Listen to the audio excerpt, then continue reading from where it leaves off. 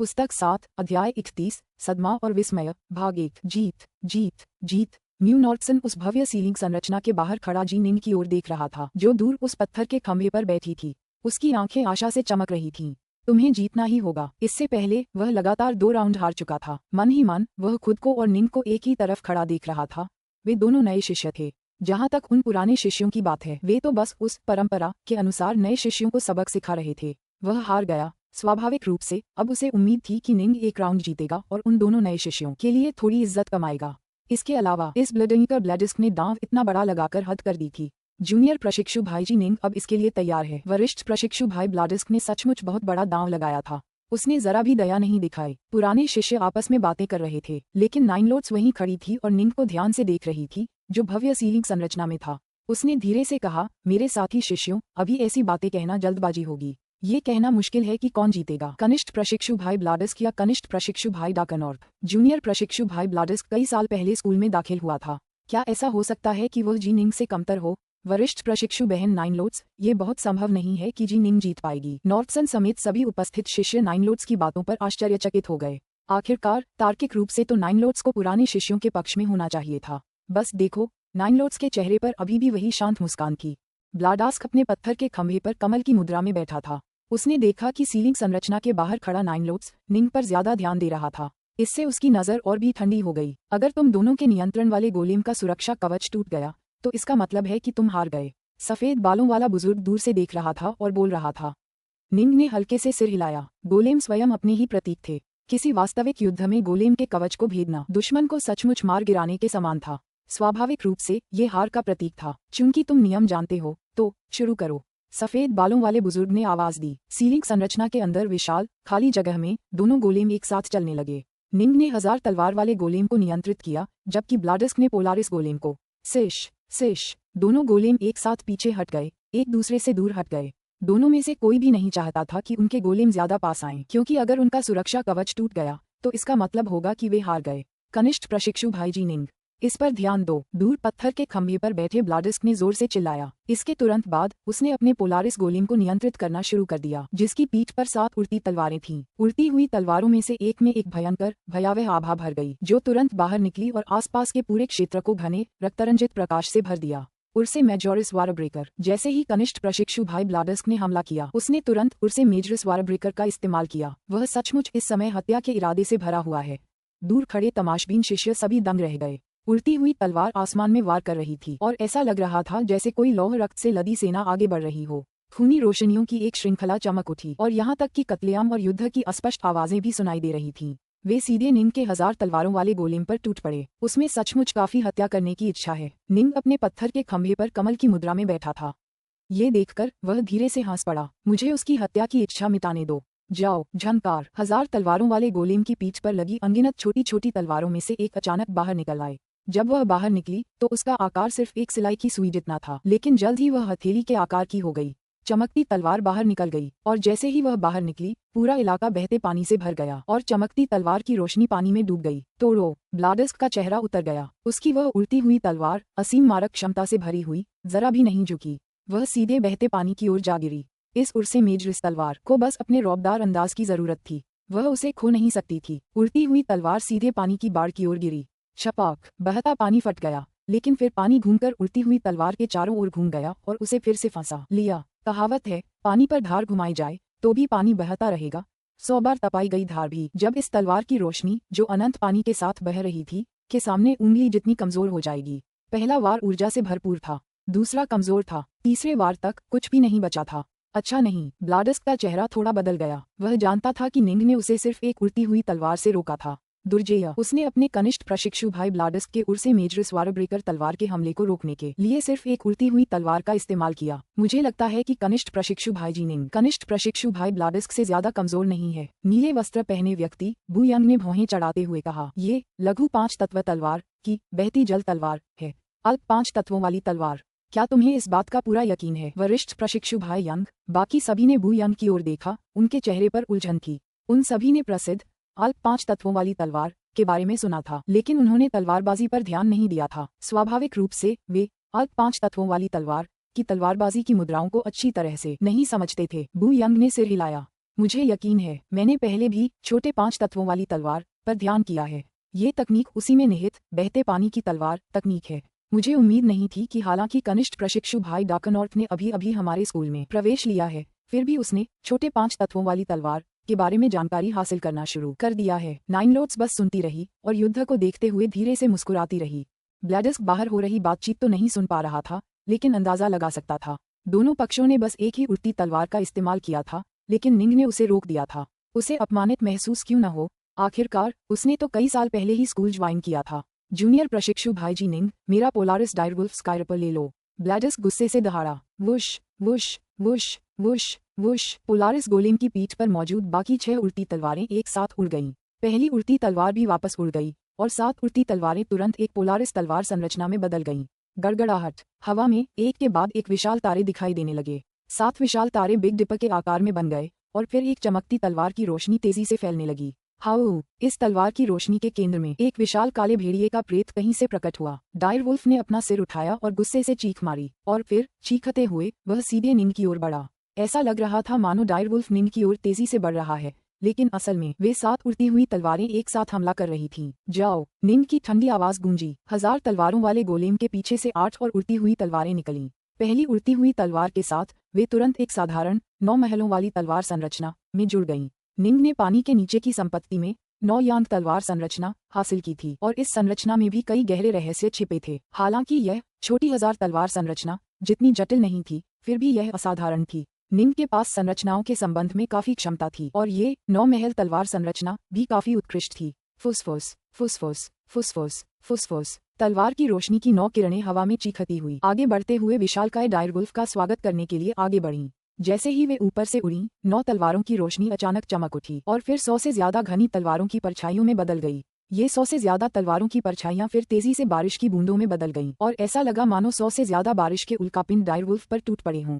तोड़ो तोड़ो तोड़ो तोड़ो तोड़ो तोड़ो। बारिश के 100 से ज्यादा उल्कापिंड नीचे की ओर गिरे। हर एक बूंद में विस्मयकारी शक्ति थी। अच्छा नहीं। संरचना के बाहर नीले वस्त्र पहने बू यंग आश्चर्य से आंखें फाड़े उछलकर खड़ा हो गया। वह ऐसा कैसे कर सकता है? बारिश के पानी की हर एक बूंद में अद्भुत शक्ति समाई थी। गड़गड़ाहट। लगातार विनाशकारी प्रहारों ने उस खतरनाक स्वर्ग भयावह डायरवुल्फ को पूरी तरह से चकनाचूर कर दिया और उन 7 उड़ती तलवारों को भी नष्ट कर दिया। ये कैसे हो सकता है? ब्लाडिस्क, जो पत्थर के खंभे पर बैठा था और सब कुछ नियंत्रित कर रहा था, अब उसके चेहरे पर एक बिल्कुल अलग भाव था। स्विश। डायरवुल्फ प्रेत को खंडित करने के तुरंत बाद कई उड़ती हुई तलवारें बिना किसी कमजोरी के आगे बढ़ती रहीं। हवा में गर्जना करते हुए वे तुरंत उस पोलारिस गोलेम के शरीर से टकराईं। धमाका। वे सीधे उस पर वार कर गईं और पोलारिस गोलेम का काला चट्टानी बाहरी हिस्सा तुरंत फट गया, जिससे उसके अंदर के गोलेम का लाल लाल शरीर दिखाई देने लगा। जी निंग जीत गई। दूर से सफेद वस्त्र पहने बुजुर्ग ने तुरंत ऊंची आवाज में पुकारा। जहां तक ब्लाडास्क का प्रश्न है, उसका चेहरा तुरंत पूरी तरह राख जैसा हो गया। पुस्तक 7, अध्याय 32, सदमा और विस्मय, भाग 2। हार गया। मैं हार गया। कैसे? ब्लिडनिकर ब्लैडिस्क पत्थर के मंच पर बैठा था। उसका चेहरा पीला पड़ गया था।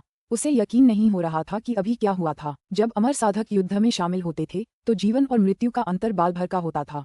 अगर वे एक भी युद्ध हार जाते तो उनकी मृत्यु हो सकती थी। उसने एक गोलेम का इस्तेमाल किया। मैंने भी एक गोलेम का इस्तेमाल किया। ब्लाडिस्क इसे स्वीकार नहीं कर सका। दोनों गोलेम के एलिमेंटल की कोर एक जैसे हैं और एलिमेंटल की मात्रा भी एक जैसी है। यह एक बेहद उचित स्थिति है। हम जिस चीज में प्रतिस्पर्धा कर रहे हैं वह है दाव की हमारी समझ, हमारी तलवारबाजी और अन्य कौशल। उसकी तलवारबाजी असल में मेरी तलवारबाजी से भी ज्यादा शक्तिशाली कैसे हो सकती है? उसे कैसे पता चला कि निंग वास्तव में बहुत पहले ही दाव डोमेन स्तर पर पहुंच चुका था? दाव डोमेन स्तर सामान्यतः वह स्तर था जिस पर आदिम दाववादी थे, लेकिन जाहिर है श्वेतश्याम महाविद्यालय में हर कोई सर्वोच्च प्रतिभाशाली था और इसलिए कई शक्तिशाली वानजियांग सिद्ध थे जो दाव डोमेन स्तर पर थे। हालांकि ब्लाडिस्क अभी भी दाव डोमेन स्तर तक पहुंचने से बाल बाल दूर था। अपनी तलवारबाजी के जरिए वह बमुश्किल ही दाव क्षेत्र के स्तर को छू पाता था। ये ठीक वैसा ही था जैसे निंग जब छोटा था तब रेनड्रॉप तलवार का इस्तेमाल करते हुए वह अपनी तलवारों के वार से दुनिया के साथ एकाकार होने की शक्ति का प्रदर्शन कर पाता था। हालांकि वह खुद अभी तक उस स्तर तक नहीं पहुंचा था। शक्तिशाली तलवारबाजी की यही एक खूबी थी। समझ के मामले में निंग एक उच्च स्तर पर था। तलवारबाजी के मामले में पानी के नीचे की संपत्ति के तारकीय हॉल और काले सफेद आरेख द्वारा दोहरा बपतिस्मा लेने और छोटे 5 तत्वों वाली तलवार पर ध्यान लगाने के बाद निंग की तलवारबाजी अपनी चरम सीमा पर पहुंच गई थी। आत्मा के संदर्भ में निंग दिव्य भाव के स्तर पर था। यहाँ तक कि श्वेत श्याम महाविद्यालय के वांशियांक सिद्धों में भी केवल पुनर्जन्म लेने वाले अमर ही, जिनकी संख्या इतनी कम थी कि उन्हें उंगलियों पर गिना जा सकता था, निंग के बराबर थे। हर क्षेत्र में वह कमतर था। वह कैसे हार नहीं सकता था? वरिष्ठ प्रशिक्षु भाई ब्लाडस्क, मैं भाग्यशाली था कि एक ही वार से जीत गया। निंग हंसते हुए खड़ा हुआ और उनके चारों ओर की भव्य सीलिंग संरचना गायब हो गई। पैरों की एक थपकी के साथ निंग अखाड़े से बाहर उड़ गया और दूर जाकर गिरा। ब्लाडस्क के चेहरे पर एक भद्दा भाव था। वह भी अखाड़े से बाहर भाग गया। वह सीधा निंग की ओर बढ़ा और हाथ हिलाकर 2 जेड की बोतलें निकाली और निंग की ओर उछाल दी। 100 काले सफेद छर्रे और 50 किलो तरलीकृत एलिमेंटल एसेंस। ले लो। निंग ने सहज ही उन्हें स्वीकार करने के लिए अपना हाथ बढ़ाया। जी निंग। ब्लाडस्क ने निंग को घूरा, उसकी आंखें युद्ध की इच्छा से भरी थीं। कोई आश्चर्य नहीं कि अमर डायनाकाई ने तुम्हें अपना शिष्य स्वीकार कर लिया। मुझे अपनी हार के बारे में कुछ नहीं कहना, लेकिन अगली बार मैं तुम्हें फिर से चुनौती दूंगा। मैं तुम्हारा इंतजार करूंगा। निंग हंसा। अगर कोई उसे और काले सफेद छर्रे और द्रवित तत्व सार देना चाहे तो वह मना क्यों करेगा? ब्लाडस्क तुरंत बू यंग की ओर बढ़ा। वरिष्ठ प्रशिक्षु भाई यंग। नीले वस्त्र पहने बू यंग ने उसे एक नजर देखा। चिंता मत करो, इसे मुझ पर छोड़ दो। इस बार यंग ने ही नए शिष्यों को सबक सिखाने की तैयारी की थी और ब्लाडस्क को व्यक्तिगत रूप से आमंत्रित भी किया था। जाहिर है, अब जब ब्लाडस्क हार चुका था तो चाहे कुछ भी हो जाए, वह बू यंग निंग को विजयी होकर जाने नहीं दे सकता था। बू यंग की नजर पास में खड़े अपने साथी शिष्यों पर पड़ी। दुर्जेय कनिष्ठ प्रशिक्षु भाई डाकनॉर्थ की शक्ति को सचमुच कम नहीं आंका जा सकता। इन सभी प्रतिभाशाली लोगों की आंखों में सतर्कता के भाव थे। निंग के हमलों को अभी अभी देखकर उन्हें लग रहा था कि निंग की शक्ति उनसे कम नहीं है। एक निश्चित स्तर के आत्मविश्वास के बिना वे स्वाभाविक रूप से आगे बढ़ने को तैयार नहीं होते। वरिष्ठ प्रशिक्षु भाई यंग। वरिष्ठ प्रशिक्षु भाई यंग, आप ही एकमात्र व्यक्ति हैं जो सफल हो सकते हैं। ठीक है वरिष्ठ प्रशिक्षु भाई यंग, आपने लघु पंचतत्व तलवार का भी प्रशिक्षण लिया है और इसमें आपने जितना समय बिताया है वह ज्यादा है। आपके जीतने की संभावना ज्यादा है। सब यही कह रहे थे। बू यंग ने खुद को कोसा। तो क्या हुआ अगर उसने लंबे समय तक इसका प्रशिक्षण लिया? तलवार कला का प्रशिक्षण समय की बात नहीं थी। यह इस बात का मामला था कि कोई दाव के बारे में कितना समझता है। छोटे 5 तत्वों वाली तलवार का पहली बार प्रशिक्षण लेने वाला अमर व्यक्ति आधे दिन में ही इसमें अत्यंत उच्च स्तर तक पहुंच जाता था। लेकिन यंग ये भी जानता था कि चूंकि वह इस घटना का सूत्रधार था, इसलिए चाहे जो भी हो उसे इसमें शामिल होना ही था। हर किसी को अपने कार्यों की जिम्मेदारी उठानी ही पड़ती है। जी निंग ने अपने हमले से तुरंत जीत हासिल कर ली थी। इससे म्यू नॉर्टसन का उत्साह अतुलनीय रूप से बढ़ गया था। शाबाश, उन पुराने शिष्यों को पता चल जाए कि वे हर नए शिष्य को अपनी मर्जी से सबक नहीं सिखा सकते। निंग हंसा। जीतना बहुत मजेदार था। इसके अलावा 100 काले सफेद छर्रे और 50 किलो तरलीकृत तत्वसार, बस यूं ही उसका हो गया। इससे पहले जब वह शुरुआती जिफू स्तर से चरम जिफू स्तर तक पहुंचा था तब उसने 40 किलो से भी कम इसका इस्तेमाल किया था। कनिष्ठ प्रशिक्षु भाई डाकनॉर्थ। बू यंग पुराने शिष्यों के समूह से उभरा। वरिष्ठ प्रशिक्षु भाई यंग। निंग ने उत्तर दिया। कनिष्ठ प्रशिक्षु भाई डाकनॉर्थ, आपकी शक्ति सचमुच अद्भुत है। मुझे उम्मीद नहीं थी कि हमारे स्कूल में आने के कुछ ही समय बाद आप लघु पंचतत्व तलवार की समझ के इस स्तर तक पहुंच जाएंगे। मुझे लगता है कि दाव के बारे में आपकी समझ बहुत ऊंचे स्तर की है, बू यंग ने कहा। निंग जानता था कि उसका प्रतिद्वंद्वी उसके बारे में कुछ जानकारी हासिल करना चाहता है। वह तुरंत हंसा और बोला, मुझे अभी इस बारे में कुछ शुरुआती जानकारी मिली है और मुझे अभी बहुत कुछ सीखना है। बू यंग जोर से हंसा। तुम बहुत ज्यादा विनम्र हो रहे हो कनिष्ठ प्रशिक्षु भाई। मैं, तुम्हारा वरिष्ठ प्रशिक्षु भाई, भी लघु पंचतत्व तलवार का प्रशिक्षण लेता हूँ। जब मैंने तुम्हें तलवारबाजी करते देखा तो मेरे हाथ खुजली करने लगे। क्या तुम और मैं थोड़ी देर और अभ्यास कर सकते हैं? ओह, यही तो मैं भी चाहता हूँ, निंग ने तुरंत कहा। कोई उसे और भी उपहार दे रहा था, वह क्यों नहीं चाहेगा? निंग की गणना के आधार पर, खासकर उसकी आत्मा की प्रबलता को देखते हुए, उसे लगा कि उसे दूसरों पर भारी बढ़त हासिल करनी चाहिए। जिफू के शिष्य शायद ही उससे मुकाबला कर पाते जब तक कि कोई पुनर्जन्म लेने वाला अमर युद्ध के लिए सामने न आ जाए। क्या शर्त है? निंग ने पूछा। बू यंग हंसा। जाहिर है, सिर्फ 100 काले सफेद छर्रे और 5 किलो तरलीकृत तत्वसार। ज्यादा बड़ी शर्त हम साथी शिष्यों के बीच के सौहार्द को ठेस पहुंचाएगी। निंग ने सिर हिलाया। ठीक है। कुछ ही क्षण बाद निंग और बू यंग दोनों अपने अपने पत्थर के खंभों पर पद्मासन में विराजमान थे। शुरू करो, सफेद बालों वाला बुजुर्ग चिल्लाया। तुरंत ही भव्य सीलिंग संरचना एक बार फिर प्रकट हो गई। मैंने जो गोलेम चुना है उसे 6 हार्मोनीज गोलेम कहते हैं। वरिष्ठ प्रशिक्षु भाई यंग की आवाज गूंजी।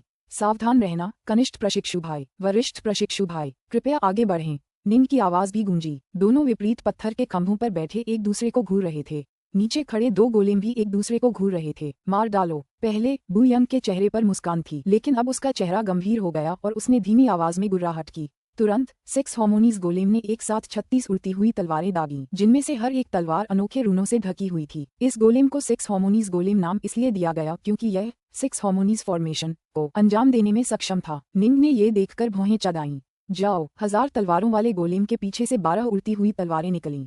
ये 12 उड़ती हुई तलवारें हवा में वार करती हुई फुफकारती हुई बारिश की एक घनी परत में बदल गईं, जिनमें से प्रत्येक में अपार शक्ति समाहित थी। गड़गड़ाहट। 36 उड़ती तलवारें उड़ते हुए घूम रही थीं और हर 6 तलवारें एक संरचना का आधार बना रही थीं और ये 6 आधार मिलकर 6 सामंजस्य संरचना बना रहे थे। इसके अलावा पूरी संरचना एक विशाल पवनचक्की में बदल गई। गड़गड़ाहट। इसकी शक्ति नीचे की ओर कुचल गई। Crash crash crash. वर्षा की अनगिनत बूंदें उस विशाल पवनचक्की पर बुरी तरह टूट पड़ीं, लेकिन पवनचक्की की 36 उड़ती तलवारें घूम गईं, जिससे उनकी विनाशकारी शक्ति आसानी से नष्ट हो गई। इसे रोक नहीं सकता। ये बू यंग वाकई ब्लाडिस्क से कहीं ज्यादा भयानक है। खुशकिस्मती से मैं बहुत पहले ही तैयार था। निन का चेहरा बदल गया और उसकी आंखों में एक भयंकर भाव उभर आया। उसके नियंत्रण में मौजूद 12 उड़ती तलवारें अचानक 2 हिस्सों में बंट गईं। एक हिस्सा हवा में एक वृत्ताकार में घूम गया, जबकि दूसरा एक क्रॉस का आकार बना रहा था। फुफ। 12 उड़ती तलवारें एक दूसरे में समा गईं और एक नीली धधकती तलवार में बदल गईं। धमाका। विशाल नीली धधकती तलवार सीधे पवनचक्की में घुस गई। पवनचक्की बस कुछ ही पल टिक पाई और फिर ढह गई। द्वैत नीला ज्वाला तलवार खंभे पर बैठे बू यंग ने ये देखा। उसका चेहरा राख सा हो गया और फिर उसने आह भरी। उसने प्रतिरोध करने की कोशिश भी नहीं की, जिससे निंग की नीली ज्वालामय तलवार सीधे उसके गोलेम की सुरक्षा परत को भेद गई। जी निंग जीत गई। सफेद बालों वाले बुजुर्ग ने एक बार फिर ऊंची आवाज में पुकारा। दाओ वाद विवाद महल में इस समय शोरगुल का माहौल था। बू यंग निश्चित रूप से श्वेत श्याम महाविद्यालय के जिफू शिष्यों में एक उत्कृष्ट व्यक्ति थे और उन्हें प्रभावशाली लोगों में से एक माना जा सकता था। शक्ति के मामले में वे ब्लाडास्क से कहीं बेहतर थे और फिर भी वे भी इस नए शिष्य से हार गए थे जो अभी अभी श्वेत श्याम महाविद्यालय में शामिल हुआ था। वे सभी परम प्रतिभाशाली हैं, लेकिन ये जी निंग तो बिल्कुल राक्षस है। नाइनलोथ सब कुछ होते हुए देख रही थी और उसने मन ही मन बुदबुदाया, क्या ये सिर्फ 16 साल की उम्र में ही दाओ डोमेन के स्तर पर पहुंच गया और इसकी आत्मा कथित तौर पर दिव्य इंद्रिय के स्तर पर पहुंच गई है। ये बिल्कुल राक्षस है, उन पुनर्जन्म लेने वाले अमर प्राणियों की तरह है। उस जैसे राक्षस से हारना उनकी हार कोई शर्म की बात नहीं है। पुस्तक 7 अध्याय 33 2 प्रमुख गुट। एक विचार के साथ निंग ने 1000 तलवारों वाले गोलेम से अपना बंधन हटाया, फिर 300 मीटर की छलांग लगाकर युद्ध क्षेत्र के बाहर उतरा। उसने मन ही मन आह भरी, हालांकि मैं दाव क्षेत्र के स्तर पर पहुंच गया हूं और मेरी आत्मा दिव्य इंद्रिय के स्तर पर है। अगर मैंने लघु पंचतत्व तलवार का ध्यान न किया होता और अपनी तलवार कला की शक्ति न बढ़ाई होती तो ये कहना मुश्किल होता कि मैं जीतता या ये बू यंग जीतती। उसकी नींव असाधारण रूप से स्थिर थी, एक पुनर्जन्म वाले अमर के स्तर की। हालांकि श्वेत श्याम कॉलेज में शामिल होने से पहले उसकी तलवारबाजी बहुत कमजोर थी। छोटा 5 तत्व तलवार सीखने के बाद ही वह इस कमी को दूर कर पाया। यदि उसने यह नहीं सीखा होता तो उसे अपनी आत्मा की शक्ति पर निर्भर रहना पड़ता और संख्या के माध्यम से विजय प्राप्त करने के लिए और भी अधिक उल्टी तलवारों को नियंत्रित करना पड़ता। झटपट बू यंग भी निंग के बगल में उतरा। वरिष्ठ प्रशिक्षु भाई बू यंग। निंग ने विनम्रता से उसका अभिवादन किया। बू यंग ने आह भरी। कोई आश्चर्य नहीं कि अमर डायनाकाई ने आपको अपना शिष्य स्वीकार कर लिया। कनिष्ठ प्रशिक्षु भाई डाकनॉर्क, मैं तहे दिल से अपनी क्षति स्वीकार करता हूँ। आप एक साथ 12 उड़ती तलवारों को नियंत्रित करने और बूंद बूंद बारिश तकनीक का प्रयोग करने में सक्षम थे। आपकी अंतर्दृष्टि का स्तर बहुत ऊंचा है और आपकी आत्मा शक्तिशाली है। ये सभी बातें मेरे मन में प्रशंसा जगाती हैं। इसके अलावा कनिष्ठ प्रशिक्षु भाई, आप द्वैत नीला ज्वाला तलवार का प्रयोग भी कर पाए। मुझे अपनी क्षति के बारे में कुछ नहीं कहना है। ये रहे 100 काले सफेद रंग के छर्रे और 5 किलो तरलीकृत तत्वसार। बू यंग ने निंग की ओर 2 बोतलें फेंकी, जिन्होंने उन्हें स्वीकार कर लिया। लेकिन कनिष्ठ प्रशिक्षु भाई, अब तुमने ब्लाडिस्क और मुझे दोनों को हरा दिया है। बू यंग ने निंग की ओर देखा। अपनी तैयारी करो, यह मामला यहीं खत्म नहीं होगा। इतना कहकर बू यंग बाहर की ओर चलने लगी। ये यहीं खत्म नहीं होगा। निंग ने भौहें चढ़ाईं, फिर उसके पीछे बाहर चली गई। वरिष्ठ प्रशिक्षु भाई जी निंग, वरिष्ठ प्रशिक्षु भाई जी निंग। नॉर्थसन उत्साह से दौड़ा। ऐसा लग रहा था जैसे निंग की जीत से वह निंग से भी ज्यादा उत्साहित था। ये तो अविश्वसनीय था। और सोचिए, वे पुराने शिष्य हम नए शिष्यों को सबक सिखाना चाहते थे। हा, वे लगातार 2 राउंड हार चुके हैं। इस बार पुराने शिष्यों ने सचमुच अपना चेहरा खो दिया। निंग हंसा। ये सिर्फ एक मुकाबला था। नॉर्थसन ने असहमति जताई। नहीं, ये तो दिखावे की बात थी। इस साल सिर्फ 2 नए शिष्य हैं, आप और मैं। अब जब आप जीत गए हैं वरिष्ठ प्रशिक्षु भाई, तो आपके कनिष्ठ प्रशिक्षु भाई होने के नाते मेरी भी इज्जत बढ़ गई है। बातें करते करते दोनों बाहर चले गए। पुराने शिष्यों में से बू यंग, विंट्रेन और ब्लाडिस्क सहित कोई भी निंग से बात करने के लिए आगे नहीं बढ़ा। माहौल साफ तौर पर काफी अजीब था। सिर्फ नाइनलोथ्स ही उसके पास आया। वरिष्ठ प्रशिक्षु बहन, निंग का दिल बैठ गया। नाइनलोथ्स सचमुच एक स्वाभाविक रूप से मंत्रमुग्ध कर देने वाली आकृति थी। रूप रंग की दृष्टि से उसे एक अद्वितीय सुंदरी कहा जा सकता है। निंग ने अब तक जितनी भी सुंदरियां देखी थीं, उनमें वह मेंग शिन के बाद दूसरे स्थान पर थी, लेकिन लावण्य और आभा के मामले में वह निस्संदेह प्रथम थी। जूनियर प्रशिक्षु भाई जी निंग। नाइनलोथ्स की आवाज बहुत धीमी और कोमल थी। तुम्हें सावधान रहना होगा। तुम लगातार 2 राउंड जीत चुके हो। पुराने शिष्य ऐसे ही सब कुछ यूं ही नहीं जाने देंगे। चाहे कुछ भी हो जाए, हमारे श्वेत श्याम कॉलेज की परंपराएं सिर्फ तुम्हारे लिए नहीं तोड़ी जाएंगी। जब तुम वापस जाओगे तो तुम्हें अपनी तैयारी करनी होगी। निंग की पुतलियां थोड़ी सिकुड़ गईं। उसने सिर हिलाया। मैं जी निंग हमेशा अपने साथी शिष्यों के साथ अभ्यास करने के अवसर का इंतजार करता रहा हूँ। नाइन लोट्स ने भी सिर हिलाया, फिर चला गया। निंग ने दूसरे पुराने शिष्यों की तरफ देखा। हालांकि चूंकि बू यंग भी हार चुकी थी, इसलिए किसी को भी जीतने का भरोसा नहीं था, इसलिए स्वाभाविक रूप से उन्होंने एक शब्द भी नहीं कहा। चलो चलें। निंग तुरंत नॉर्टसन को ले गया और दोनों दाओ डिबेट पैलेस से बाहर निकल गए। झटपट दोनों तेजी से रात के आसमान में गायब हो गए। उन्होंने निंग और नॉर्टसन को जाते हुए देखा। तभी दाओ डिबेट पैलेस में पुराने शिष्य आपस में बातचीत करने लगे। हम तो लगातार 2 लड़ाइयां हार गए, एक लंबे दुबले पतले युवक ने कर्कश स्वर में कहा। हम पुराने शिष्यों का काम नए शिष्यों को सबक सिखाना है। उन्हें ये सिद्धांत समझाना है कि स्वर्ग के परे भी स्वर्ग है और प्रतिभाओं के परे भी प्रतिभाएं हैं। ये हमारे श्वेत कॉलेज की एक परंपरा है जो अनगिनत वर्षों से चली आ रही है। हम सभी पुराने शिष्य हैं जो वर्षों पहले जुड़े थे। चाहे कुछ भी हो, हम इस तरह हार नहीं मान सकते। ठीक है, अगर हम हार मान लेते हैं तो इसका मतलब है कि हम पुराने शिष्य नए शिष्यों के सामने अपनी हीनता स्वीकार कर रहे हैं। विंट्रेन ने भी सिर हिलाया। सभी पुराने शिष्यों ने सिर हिलाया। यह एक परंपरा थी। पुराने शिष्यों को नए शिष्यों को सबक सिखाना था। ये पुराने शिष्य कई साल पहले शामिल हुए थे और हालांकि उनमें से कुछ कमजोर शिष्य कभी कभी किसी नए शिष्य से हार जाते थे, लेकिन पुराने शिष्यों में से मजबूत शिष्य बदले में जीत हासिल कर लेते थे। अगर वे ऐसा नहीं कर पाते थे तो क्या इसका मतलब यह नहीं था कि उनमें से हर एक नए शिष्य से कमतर था? प्राचीन काल से लेकर आधुनिक काल तक कभी कोई ऐसा नहीं हुआ जो श्वेत श्याम महाविद्यालय के पुराने शिष्यों को हार मानने पर मजबूर कर सके, यहाँ तक कि पुनर्जन्म लेने वाले अमर भी नहीं। बू यंग ने गंभीरता से सिर हिलाया और कहा, मैं अपने कनिष्ठ शिष्य भाई किंगहे से पूछूंगा। ये कहकर बू यंग दाओ वाद विवाद भवन से चला गया। चलो चलें। सभी पुराने शिष्य ताओ वाद विवाद महल से चले गए, प्रकाश की लकीरों में परिवर्तित हो गए और आकाश में गायब हो गए। श्वेत श्याम महाविद्यालय के शिष्य 3 पीढ़ियों में विभाजित थे। तीसरी पीढ़ी में जिफू शिष्य और वांशियांग सिद्ध शामिल थे। जिफू शिष्यों में सबसे उत्कृष्ट और अत्यंत शक्तिशाली किंगे थे। किंगे ने 18 साल की उम्र में स्कूल में प्रवेश लिया था और वह दाओ डोमेन स्तर तक भी पहुंच गया था। अपनी वर्तमान अंतर्दृष्टि के आधार पर वह आसानी से वांशियांग सिद्ध स्तर तक पहुंच सकता था, लेकिन उसे अपनी नींव को और मजबूत करने की जरूरत थी। केवल पर्याप्त रूप से स्थिर नींव के साथ ही उसके शरीर के भीतर जिफू झील वास्तव में अपनी सीमा तक फैल सकती थी, जिससे उसकी भविष्य की क्षमताएं और भी बढ़ सकती थीं। देर रात जूनियर प्रशिक्षु भाई किंगे, जूनियर प्रशिक्षु भाई किंगे। बू यंग एक विशाल पर्वत के ऊपर आसमान में दौड़ा, फिर तुरंत चिल्लाना शुरू कर दिया। उसकी आवाज पूरे इलाके में गूंज उठी। जिफू शिष्य के अनुचर और नीचे की संपत्ति में रहने वाले आम नौकर सभी ने प्रतिक्रिया करना शुरू कर दिया। वरिष्ठ प्रशिक्षु भाई बू यंग, आप इतनी रात को मुझसे बात करने क्यों आए हैं? अचानक आंगन से एक आकृति उभरी, सिर उठाए और रात के आकाश में खड़े बू यंग की ओर घूर रही थी। बू यंग तुरंत आंगन में उतरा। कनिष्ठ प्रशिक्षु भाई, मैं इतनी रात को यहाँ आपको कुछ बताने आया हूँ। बू यंग ने सिर हिलाया और आह भरी। मुझे ये कहते हुए भी शर्म आ रही है। हर साल हमारे श्वेत श्याम कॉलेज के नए शिष्य दाओ वाद विवाद महल में जाते हैं और हम पुराने शिष्य उन्हें सबक सिखाते हैं। पहले भी हम दोनों ने ऐसा अनुभव किया है। किंगे हंसा और सिर हिलाया। ठीक है, पुराने शिष्य कई सालों से स्कूल में हैं। स्वाभाविक रूप से वे जीतेंगे, लेकिन हम हार गए। बू यंग ने सिर हिलाया। अभी हम में से कई पुराने शिष्य दाओ डिबेट पैलेस में नए शिष्यों जी निंग और म्यू नॉर्टसन के साथ मुकाबला कर रहे थे। हमने नॉर्टसन को लगातार 2 बार हराया, लेकिन बाद में जब हमने जी निंग के साथ मुकाबला किया तो हम उनसे लगातार 2 बार हार गए। दरअसल मैं भी अपने कनिष्ठ प्रशिक्षु भाई जी निंग के हाथों हार गया। क्या? किंगे चौंक गया। वरिष्ठ प्रशिक्षु भाई, आप हार गए? ठीक है, इसीलिए मैं तुम्हें आमंत्रित करने आई हूँ, बू यंग ने कहा। तुम हमारे बीच जिफू शिष्य कहे जा सकते हो जो शक्ति के शिखर पर है, और इसलिए किंगे ने सिर हिलाया। वरिष्ठ प्रशिक्षु भाई, चिंता मत करो। स्वाभाविक रूप से मैं इस मामले में अपने कर्तव्यों से पीछे नहीं हटूंगा। वरिष्ठ प्रशिक्षु बहन, वरिष्ठ प्रशिक्षु बहन। नाइन लोट्स वहां हवा में खड़ा था, नीचे एक सुंदर संपत्ति की ओर देख रहा था। छोटी बहन, तुम आ गईं? एक स्पष्ट ठंडी आवाज गूंजी। अंदर क्यों नहीं आती? नाइन लोट्स तुरंत उतरा। वहां चांदनी में काले वस्त्र पहने एक युवती खड़ी थी। उसके सामने एक सुंदर नक्काशीदार शराब की कुप्पी और शराब के प्याले रखे थे। इस युवती के सुंदर रूप नाइन लोट्स से भी कहीं बेहतर थे और उसकी शीतल उदासीन आभा उसे स्वर्ग की एक सच्ची अमर देवी जैसा बना रही थी। और सच में ये काले वस्त्रधारी युवती वास्तव में एक पुनर्जन्मी अमर देवी थी। श्वेत श्याम महाविद्यालय में वह एक अत्यंत प्रसिद्ध पुनर्जन्मी अमर देवी इंद्रधनुषी ज्वाला परी यूवेई थी। अत्यंत कम पुनर्जन्म वाली अमर महिलाओं में से एक होने के नाते हालांकि वह वर्तमान में केवल वांशियांग सिद्ध के चरम स्तर पर थी, उसकी स्थिति आदिम ताओवादियों के बराबर थी। वरिष्ठ शिक्षिका बहन, नाइन लोट्स भी बैठ गया। क्या आपको पता है कि नए शिष्यों में एक ऐसा भी है जो स्पष्ट रूप से पुनर्जन्म लेने वाला अमर है? क्या आप कनिष्ठ प्रशिक्षु भाई जी निंग की बात कर रहे हैं?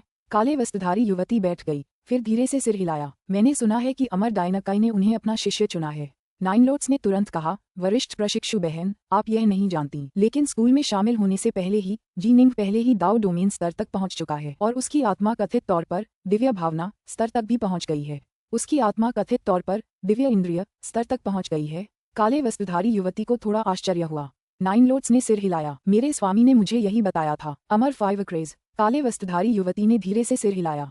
दिलचस्प है, मुझे उम्मीद नहीं थी कि नए शिष्यों में से कोई इतना प्रभावशाली होगा। नाइनलोट्स ने आगे कहा, और अभी अभी दाओ वाद विवाद महल में इस जी निंग ने लगातार 2 पुराने शिष्यों को हरा दिया। मुझे विश्वास है कि एक बार यह जानकारी फैल जाने पर पुराने शिष्य निश्चित रूप से इस मामले को शांत नहीं होने देंगे। चाहे कुछ भी हो जाए, उन्हें इसे वापस जीतना ही होगा। हम जीत, हाँ, मैच वापस जीतना जरूरी होगा। काले वस्त्रधारी युवती ने सिर हिलाया, फिर मुस्कुराई। लेकिन अगर वह सचमुच पुनर्जन्म लेने वाला अमर है, तो उसकी वर्तमान अंतर्दृष्टि को देखते हुए उसे अपने पिछले जन्म की कुछ यादें भी हो सकती हैं। अगर आप सावधान नहीं रहे, तो उसकी शक्ति अचानक विस्फोटक रूप से बढ़ सकती है।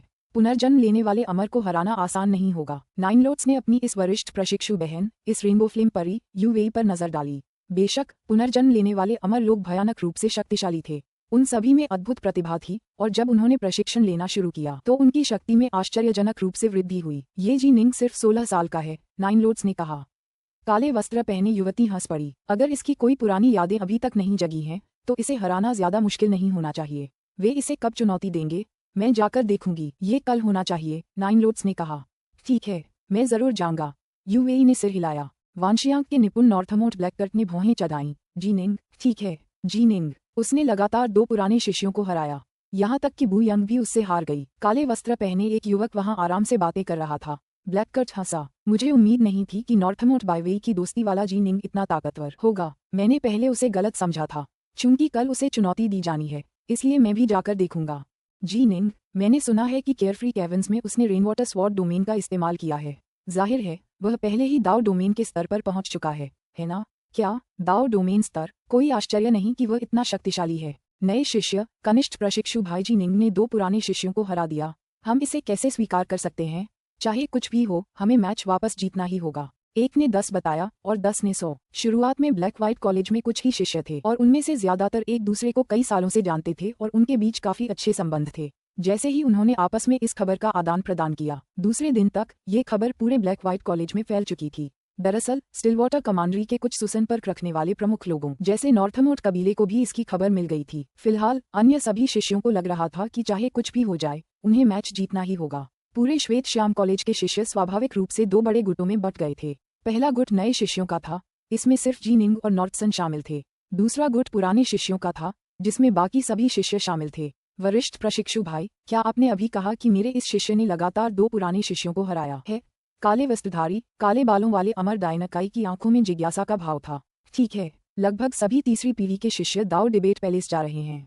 वे जरूर एक मैच जीतना चाहेंगे। फटे पुराने भिखारी के कपड़े पहने छोटे कद के बुजुर्ग ने उत्साह से कहा, हा, बहुत समय हो गया है जब हमारे ब्लैक व्हाइट कॉलेज में इतनी मजेदार घटना घटी हो। मैं, एक बूढ़ा पागल, अभी 9वीं सदी के क्लेश से बचकर आया हूँ और अब मेरा सामना इस घटना से हुआ है।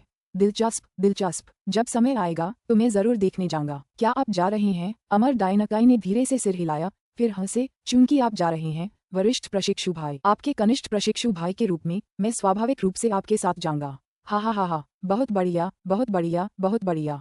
दिलचस्प। छोटे कद के बुजुर्ग अमर फाइवक्रेज ने अचानक हाथ हिलाया। अब जल्दी करो और वह सेंटीफ्लावर अमर वाइन निकालो और अपने वरिष्ठ प्रशिक्षु भाई को चखने दो। सेंटीफ्लावर अमर वाइन, लेकिन मुझे वह छोटी दुनियाओं में से एक में मिली। अमर डायनाकाई का चेहरा राख जैसा हो गया। नाटे कद के बुजुर्ग ने उसे घूर कर देखा। मैं, तुम्हारा वरिष्ठ शिष्य भाई, शायद सिर्फ 9 शताब्दियां ही और जी पाऊंगा। और तुम मुझे शराब भी नहीं पिला सकते। अगर तुम मुझे शराब पीने को नहीं दोगे, तो जब जी निंग अपने पुराने शिष्यों से मुकाबला करेगी, तो मैं चुपके से कुछ चालाकी भरी चालें चलूंगा। अमर डायनाकाई ने एक लंबी, असहाय आह भरी।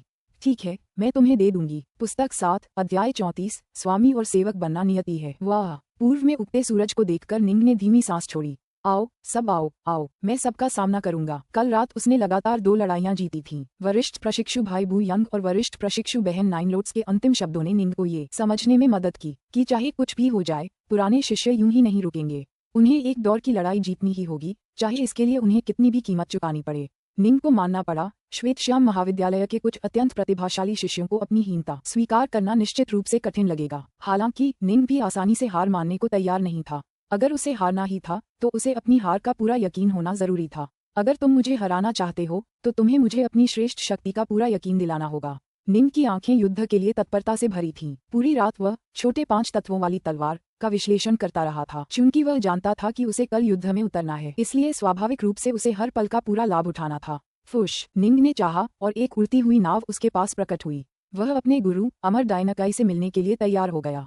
आखिरकार छोटे 5 तत्वों वाली तलवार का विश्लेषण करते समय उसके सामने कई सवाल थे। शायद अपने गुरु से पूछकर उसके कुछ सवाल हल हो जाएं। झट, उड़ती हुई नाव तुरंत आसमान में गायब हो गई। लेकिन अचानक एक आवाज गूंजी, वरिष्ठ प्रशिक्षु भाई डाकनॉर्थ। नाव पर सवार निंग ने मुड़कर देखा। एक अधेड़ उम्र का आदमी तलवार पर सवार होकर उसकी ओर दौड़ा आ रहा था। उसके चेहरे पर घबराहट और विस्मय के भाव थे और उसकी आस्तीनों के किनारों पर सफेद और काली कड़ाई थी। कड़ाई देखकर निंग तुरंत समझ गया कि यह किसी औपचारिक शिष्य का अनुचर होना चाहिए। प्रत्येक औपचारिक शिष्य 10 अनुचरों को नियुक्त कर सकता था। ये अमर साधक अनुचर कुछ महत्वपूर्ण कार्य करते थे, संदेश पहुंचाते थे, रक्षक के रूप में खड़े रहते थे आदि। ये वे कार्य थे जिन्हें वे करते थे। क्या बात है? निंग ने उसकी ओर देखा। अधेड़ उम्र के व्यक्ति ने आदरपूर्वक उत्तर दिया, कॉलेज के बाहर कोई है जो आपसे मिलना चाहता है। वरिष्ठ प्रशिक्षु भाई डाकनॉर्थ। वह खुद को नॉर्थमोट बायवेई कहता है। नॉर्थमोट बायवेई? निंग ने सिर हिलाया। मैं अभी आता हूँ। झट, उसने तुरंत नाव को ब्लैक व्हाइट कॉलेज के मुख्य द्वार की ओर मोड़ दिया। कुछ ही देर बाद वह पहुंचा और देखा कि द्वार के बाहर बायवेई अपनी 9 स्टार अमर गाड़ी पर बेहद दिखावटी अंदाज में बैठा था और उसका चालक अभी भी वही दासी थी। जी निंग। बायवेई ने निंग को अपनी नाव पर उड़ते हुए देखा तो वह तुरंत गाड़ी से उतर गया। बायवेई, निंग उतरा। तुम आज सुबह इतनी जल्दी कॉलेज क्यों आ गए? बायवेई हंसा, फिर पास खड़े 3 लोगों की ओर इशारा किया। उन सभी की आभा असाधारण थी। मैंने तुमसे पहले ही कहा था कि मुझे तुमसे 5 स्लॉट चाहिए। ये तीनों 3 स्लॉट भर देंगे। बाकी 2 की बात करें तो वे कुछ समय बाद आएंगे। वे तीनों? निंग ने ध्यान से उनका आकलन किया। प्रत्येक औपचारिक शिष्य के केवल 10 अनुचर ही हो सकते थे। एक बार स्वामी सेवक का रिश्ता स्थापित हो जाने के बाद वे आमतौर पर 1 शताब्दी या सदियों तक साथ रहते थे। ये तीनों बुरे नहीं हैं। बायवेई ने सबसे लंबे दुबले पतले युवक की ओर इशारा किया। उसका नाम क्लाउडशिप है। वह क्लाउड जनजाति का सदस्य है और शुरुआती दौर का जिफू शिष्य है। क्लाउडशिप की आंखें चमक उठीं। उसने तुरंत सम्मानपूर्वक कहा, क्लाउडशिप वरिष्ठ प्रशिक्षु भाईजी निंग को अपना सम्मान अर्पित करता है। ये क्लाउडशिप की छोटी बहन है। बायवेई ने एक बेहद खूबसूरत, लंबी, दुबली पतली महिला की ओर इशारा किया जिसने सफेद मलमल का कपड़ा पहना हुआ था। इस महिला की आंखें बेहद बड़ी, कोमल और नम थीं। उसकी आंखें अपने बड़े भाई की तरह ही चमकदार थीं। उसने निंग को गहरी नजर से देखा, फिर झुककर प्रणाम किया और कहा, क्लाउडजेट अपने वरिष्ठ प्रशिक्षु भाईजी निंग को प्रणाम करती है। फिर बायवेई ने आखिरी व्यक्ति की ओर इशारा किया जो एक साधारण सा युवक लग रहा था। उसका नाम फोगाड है। वह पहले मेरा एक रक्षक था और बेहद वफादार है। फोगाड वरिष्ठ प्रशिक्षु भाईजी निंग को अपना सम्मान अर्पित करता है। साधारण दिखने वाला युवक भी सम्मान से झुका। क्लाउडशिप, क्लाउडजेट और फोगाड। बायवेई हंसा।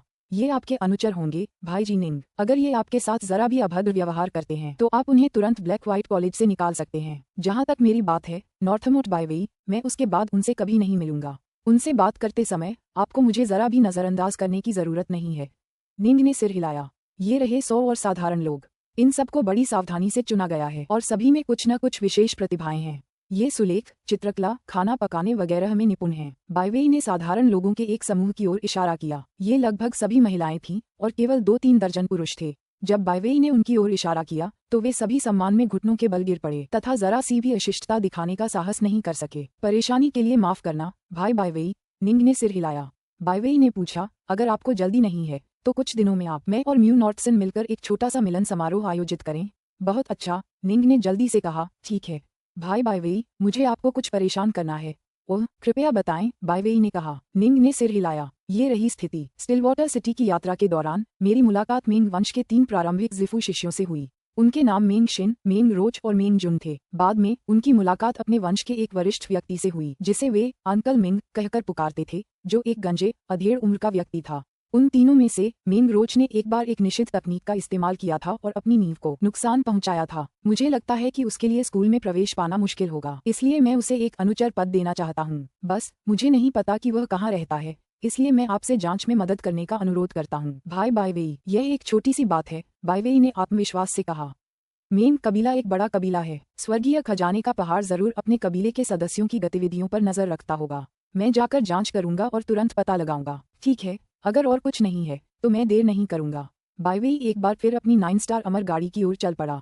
दोनों ने एक दूसरे का हाथ थामकर एक दूसरे को विदा किया और फिर अमर गाड़ी एक चमकती हुई रोशनी में बदल गई और क्षितिज में विलीन हो गई। बस एक विचार के साथ निंग ने अपनी उड़ने वाली नाव का आकार बढ़ाकर उसे कई दसियों मीटर लंबा कर दिया।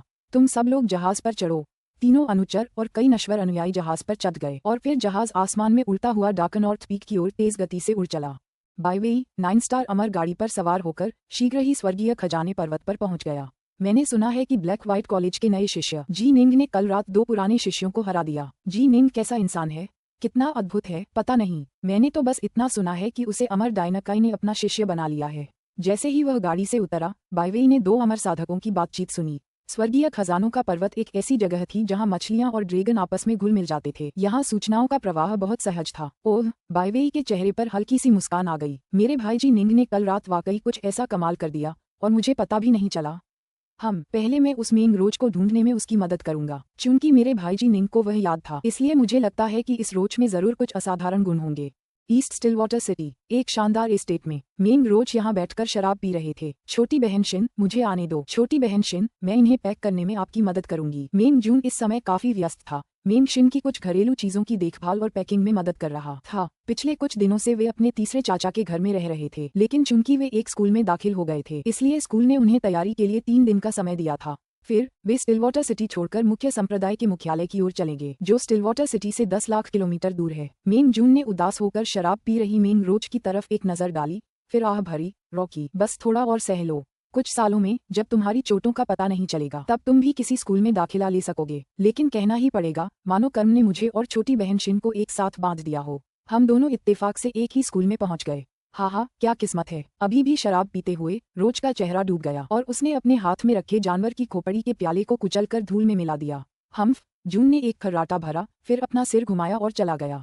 घृणित आदमी। रोच ने उसे एक नजर देखा। दरअसल वह अंदाजा लगा सकता था कि जून शिन के पीछे पीछे चल रहा था, और इसलिए जब शिन ने किसी स्कूल में दाखिला लिया तो जून ने भी वही स्कूल चुना। शिन और जून दोनों ही बराबर प्रतिभाशाली थे, इसलिए दोनों का एक ही स्कूल में दाखिला लेना कोई अजीब बात नहीं थी। रोच बचपन से ही शिन पर मोहित था, लेकिन जून के साथ भी यही हुआ। इससे रोच और भी दुखी हो गया। घिनौना आदमी, रोच ने दांत पीसते हुए कहा। मुझे इस बात से नफरत है कि मैं बड़े भाई रॉकी। शिन उसके बगल में खड़ा था। रोच ने सिर उठाकर उसकी ओर देखा। हार मत मानो, मुझे विश्वास है कि तुम जरूर कामयाब होगे। शिन की आंखें हल्की लाल थीं।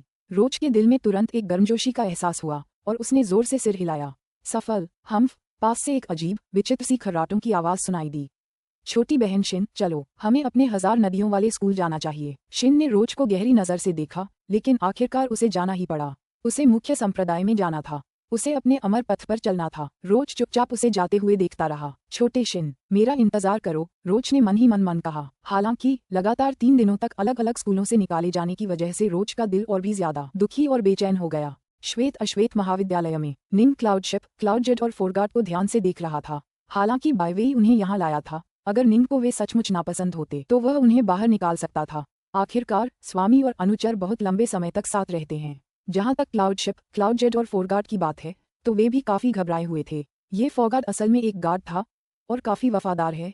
निंग को फोरगार्ड के प्रति तुरंत अच्छा व्यवहार महसूस हुआ। क्लाउडशिप मुझे देखते ही तुरंत मुस्कुराया, उसे चापलूसी करना आता है। उसकी छोटी बहन क्लाउडजेट। बाईवेई क्या सोच रहा था, उसने इतनी आकर्षक लड़की मुझे क्यों दी। क्लाउडजेट निश्चित रूप से एक आकर्षक लड़की मानी जा सकती थी। सिर्फ रूप रंग के मामले में वह मेंग शिन से भी कम नहीं थी, बल्कि नाइनलोट से भी ज्यादा आकर्षक थी। इसके अलावा उसके पूरे शरीर में एक खास तरह का आकर्षण था और उसकी कोमल नम आंखें भी बेहद मोहक थीं। ऐसा लग रहा था मानो जब से उसने निंग को देखा था, वह या तो जानबूझकर या अनजाने में उसे लुभाने की कोशिश कर रही थी। माफ करना, तुम्हारा नाम ऐसा क्यों है? निंग ने पूछा। फोरगार्ड ने गंभीरता से कहा, शुरू में मेरा कोई नाम नहीं था। बाद में युवा गुरु ने मुझे एक नाम दिया और मैंने कई वर्षों तक उनकी सेवा की। शायद युवा गुरु को लगा होगा कि भविष्य में मेरी महान उपलब्धियां होंगी, और इसलिए उन्होंने मुझे ये जीवन बदल देने वाला अवसर दिया। और इस प्रकार उन्होंने मुझे एक ताओवादी उपाधि फोरगार्ड भी दी। वे चाहते थे कि मैं भूल जाऊं कि मैं कभी एक रक्षक था, और चाहते थे कि मैं सचमुच एक दुर्जेय अमर साधक बनूं। निंग ने सिर हिलाया। फुफ। जहाज डाकनॉर्थ पीक की ओर उतरा। पास ही खड़े क्लाउडशिप, क्लाउडजेट और फोरगार्ड सभी घबराहट से निंग के सवालों का इंतजार कर रहे थे, लेकिन अप्रत्याशित रूप से निंग ने उनसे एक भी बात नहीं पूछी। Uncle white. उतरते ही निंग बोला, और व्हाइट वाटर हाउंड तुरंत प्रकट हो गया। निंग ने तीनों अनुचरों और कई आम लोगों की ओर देखा, फिर स्पष्ट स्वर में कहा, तुम सब सुनो, ये ब्लैक व्हाइट कॉलेज का डाकनॉर्थ पीक है। यहाँ मेरे डाकनॉर्थ पीक में तुम्हें मेरे अंकल व्हाइट की बात हमेशा माननी होगी। अंकल व्हाइट तुम्हें जो भी करने को कहें तुम करो, तुम्हें कभी भी उनकी बात नहीं माननी चाहिए। हाँ। क्लाउडशिप, क्लाउडजेट, फोरगार्ड और आम लोगों की भीड़ ने सम्मानपूर्वक सहमति व्यक्त की। अंकल व्हाइट, ये तीनों तो अनुचर हैं, बाकी सब साधारण इंसान हैं। निंग ने व्हाइट वाटर हाउंड की ओर देखा। मैं डार्कनॉर्थ पीक के सभी मामलों की पूरी जिम्मेदारी आपको सौंप दूंगा, अंकल व्हाइट। उन्हें उनके निर्देश दीजिए और उन्हें ब्लैक व्हाइट कॉलेज के नियमों के बारे में बताइए। व्हाइट वाटर हाउंड तुरंत ही धुंध में बदल गया और जब उसने अपना रूप बदला तो वह सफेद वस्त्र और सफेद बालों वाले व्यक्ति के रूप में दिखाई दिया। सफेद वस्त्र पहने, सफेद बालों वाले उस आदमी की आंखों में एक बेहद सौम्य भाव था और ऐसा लग रहा था जैसे उसके चेहरे से एक स्वाभाविक मित्रता का भाव झलक रहा हो, मानो वह अपने साथ बसंत की हल्की गर्म हवा लेकर आया हो। वह हंसा और बोला, निंग बेटा, ये सब मेरे पास छोड़ दो। ठीक है। निंग तुरंत एक प्रकाश की किरण में बदल गया और तेजी से डार्कनॉर्थ पीक से दूर चला गया। बाकी लोगों के लिए, जिनमें अनुचर भी शामिल थे, ये प्रतिबंधित था कि वे ब्लैक व्हाइट कॉलेज में कहाँ जा सकते हैं। थोड़ी देर बाद निंग उस पर्वत शिखर पर पहुंचा जो उसके स्वामी अमर डायनाकाई का निवास था। जी निंग, अंदर आओ। निंग के कानों में एक शांत आवाज गूंजी। जी गुरुजी। निंग तुरंत शिखर की ओर उतरा। पुस्तक 7, अध्याय 35, अमर डायनाकैस मार्गदर्शन। हॉल में कोई नहीं था, सिर्फ काले बालों वाला, काले वस्त्र पहने अमर डायनाकाई था। अमर डायनाकाई अपने जेड पलंग पर पद्मासन में विराजमान था। निंग कमरे में दाखिल हुआ, फिर तुरंत आदरपूर्वक झुक गया। गुरुजी। अमर डायनाकाई ने हल्के से सिर हिलाया। उसने निंग की तरफ देखा, उसके चेहरे पर खुशी साफ झलक रही थी। जी निंग, मैंने सुना है कि कल तुमने अपने 2 वरिष्ठ प्रशिक्षु भाइयों को हरा दिया। हाँ, निंग ने कहा। बस, मुझे डर है कि मेरे साथी शिष्य इस मामले को यहीं नहीं छोड़ेंगे। आज वे शायद मुझे फिर से चुनौती देने आएंगे। इसलिए गुरुदेव, मैं आपके पास इस आशा से आया हूँ कि आप मुझे कुछ मार्गदर्शन दे सकें। कम से कम तुम्हें तो जमीन पर ही रहना है। सिर्फ 2 ज़िफू शिष्यों को हराने से तुम घमंडी नहीं हो गए। अमर डायनाकाई ने सिर हिलाया। ब्लैक व्हाइट कॉलेज में स्वीकार किया गया हर व्यक्ति एक परम प्रतिभाशाली व्यक्ति है। तीसरी पीढ़ी मुख्य रूप से ज़िफू शिष्यों और वानजियांग सिद्धों में विभाजित है। निंग ने ध्यान से सुना। मेरे श्वेत श्याम महाविद्यालय में 100 से ज्यादा ज़िफू शिष्य और 200 से ज्यादा वानशियांग सिद्ध हैं। क्यों? अमर डायनाकाई ने आगे कहा, ये सभी शिष्य समझ के काफी ऊंचे स्तर पर हैं। अगर वे वानशियांग सिद्ध स्तर तक पहुंचना चाहें तो मुझे लगता है कि वे सभी ऐसा कर पाएंगे। ज़िफू शिष्यों के 100 से ज्यादा होने के कई कारण हैं। सबसे पहले, वे अपनी शक्ति के आधार को मजबूत करना चाहते हैं और एक अमर नींव तैयार करना चाहते हैं। दूसरा, वे अपनी अंतर्दृष्टि और समझ के स्तर को बढ़ाना चाहते हैं। इस तरह जब वे 3 विपत्तियों और 9 क्लेशों का सामना करेंगे तो स्वाभाविक रूप से उनके बचने की संभावना ज्यादा होगी। निंग ने सिर हिलाया। 3 विपत्तियां, 9 क्लेश। एक अमर साधक होने के नाते निंग स्वाभाविक रूप से इनके बारे में जानता था। इन क्लेशों की शक्ति समय से जुड़ी थी। जितना समय बीतता गया वे उतने ही शक्तिशाली होते गए। इसके अलावा ये व्यक्ति के कर्म, पुण्य या पाप से भी संबंधित थे। पाप जितना बड़ा, क्लेश उतना ही कठिन। अंततः ये व्यक्ति की शक्ति के स्तर से भी संबंधित थे। यदि उन्होंने समान अवधि तक प्रशिक्षण लिया होता तो एक आदिम ताओवादी के लिए क्लेश एक वानशियांग सिद्ध के लिए क्लेश से अधिक खतरनाक होता। लेकिन जाहिर है कई और भी कारक थे। 3 विपत्तियों और 9 क्लेशों की शक्ति का अनुमान लगाना मुश्किल था और अंत में सभी अमर साधकों की गर्दन पर गिलोटिन का फंदा लटका दिया गया। हालांकि एक समानता थी। अपनी समझ के स्तर को मजबूत करो, अपनी आत्मा को मजबूत करो, अपने दाव हृदय को मजबूत करो। किसी की नींव जितनी मजबूत होगी, कष्टों पर विजय पाने की संभावना उतनी ही ज्यादा होगी। ये ठीक इसलिए है क्योंकि वे 3 विपत्तियों और 9 क्लेशों की तैयारी करना चाहते हैं और क्योंकि वे दिव्य अमर बनने के लिए एक आधार स्थापित करना चाहते हैं। इसलिए उनमें से कोई भी अपनी सफलता हासिल करने की जल्दी में नहीं है, अमर डायनाकाई ने समझाया।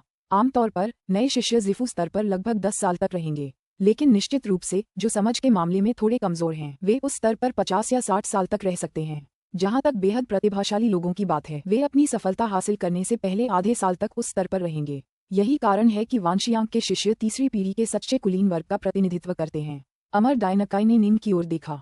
निंग ने सिर हिलाया। वह समझ गया। हमारे श्वेत श्याम कॉलेज के वानशियांग सिद्धांत दूसरे स्कूलों के वानशियांग सिद्धांतों से अलग हैं।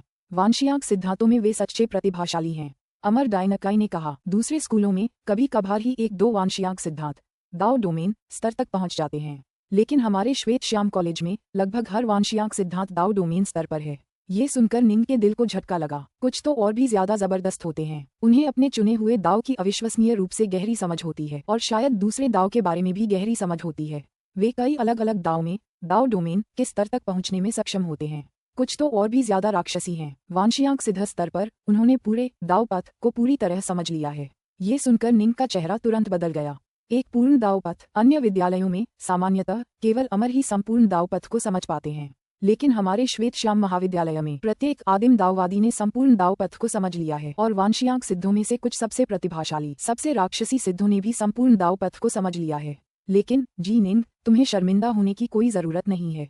ये प्रतिभाशाली लोग जो पूरे दाव पथ को समझने में सक्षम थे, उनमें से 2 पुनर्जन्म वाले अमर हैं, जबकि बाकी 3 200 से ज्यादा सालों से प्रशिक्षण ले रहे हैं। वे किसी भी क्षण आदिम ताओवादी स्तर तक पहुंच सकते हैं। अगर तुम श्वेत श्याम महाविद्यालय में कुछ और समय तक रुको तो तुम्हें कुछ बातें समझ आ जाएंगी। उनमें से एक ये है, हमारे श्वेत श्याम महाविद्यालय का एक अलिखित नियम है कि केवल पूर्ण ताओ पथ को समझने के बाद ही कोई आदि ताओवादी स्तर तक पहुंच सकता है। अमर डायनाकाई ने जी निंग की ओर देखा। वांशियांग सिद्ध लोग भीड़ में असली अभिजात वर्ग थे। उदाहरण के लिए निंग स्वयं। एक बार जब उसकी जिफू झील अपनी चरम सीमा तक फैल गई तो वह शायद बिना किसी हिचकिचाहट के वांशियांग सिद्ध स्तर तक पहुंच गया। इस प्रकार जिफू शिष्य स्तर पर पीछे रह गए लोग आमतौर पर इन सर्वोच्च प्रतिभाओं के बीच औसत से नीचे के समूह में थे। वांशियांग सिद्धों को 3 स्तरों में विभाजित किया जा सकता है। पहला स्तर केवल दाओ डोमेन स्तर तक ही पहुंचा है। दूसरा स्तर कई दाओ में दाओ डोमेन स्तर तक पहुंच चुका है। तीसरे स्तर ने संपूर्ण दाओ पथ को समझ लिया है। अमर डायनाकाई ने जी निंग की ओर देखा। चिंता मत करो, इस बार वांशियांग सिद्धों के स्तर के तुम्हारे साथी शिष्य बहुत सहजता से हस्तक्षेप नहीं करेंगे। वे पहले सबसे शक्तिशाली जिफू शिष्यों से प्रयास करवाएंगे, लेकिन अगर वे भी तुम्हें पराजित नहीं कर पाते तभी वांशियांग सिद्ध अपनी चाल चलेंगे। चाहे कुछ भी हो जाए, वे सर्वोच्च लोग जिन्होंने संपूर्ण ताओ पथ को समझ लिया है हस्तक्षेप नहीं करेंगे। अगर वे करते भी हैं तो ये कुछ ज्यादा ही हो जाएगा। निंग ने सिर हिलाया। गुरुजी, वांशियांग के सिद्धों में कितने पुनर्जन्म वाले अमर हैं? निंग उत्सुक था। अमर दियान के हंसे। आप शिष्यगण पुनर्जन्म लेने वाले अमरों के बारे में हमेशा उत्सुक रहते हैं। वास्तव में ये भी संभव है कि आप स्वयं भी पुनर्जन्म लेने वाले अमर हों।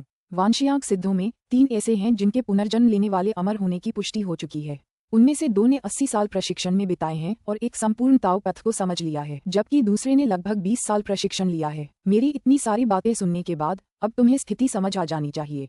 अमर डायनाकाई ने आह भरी।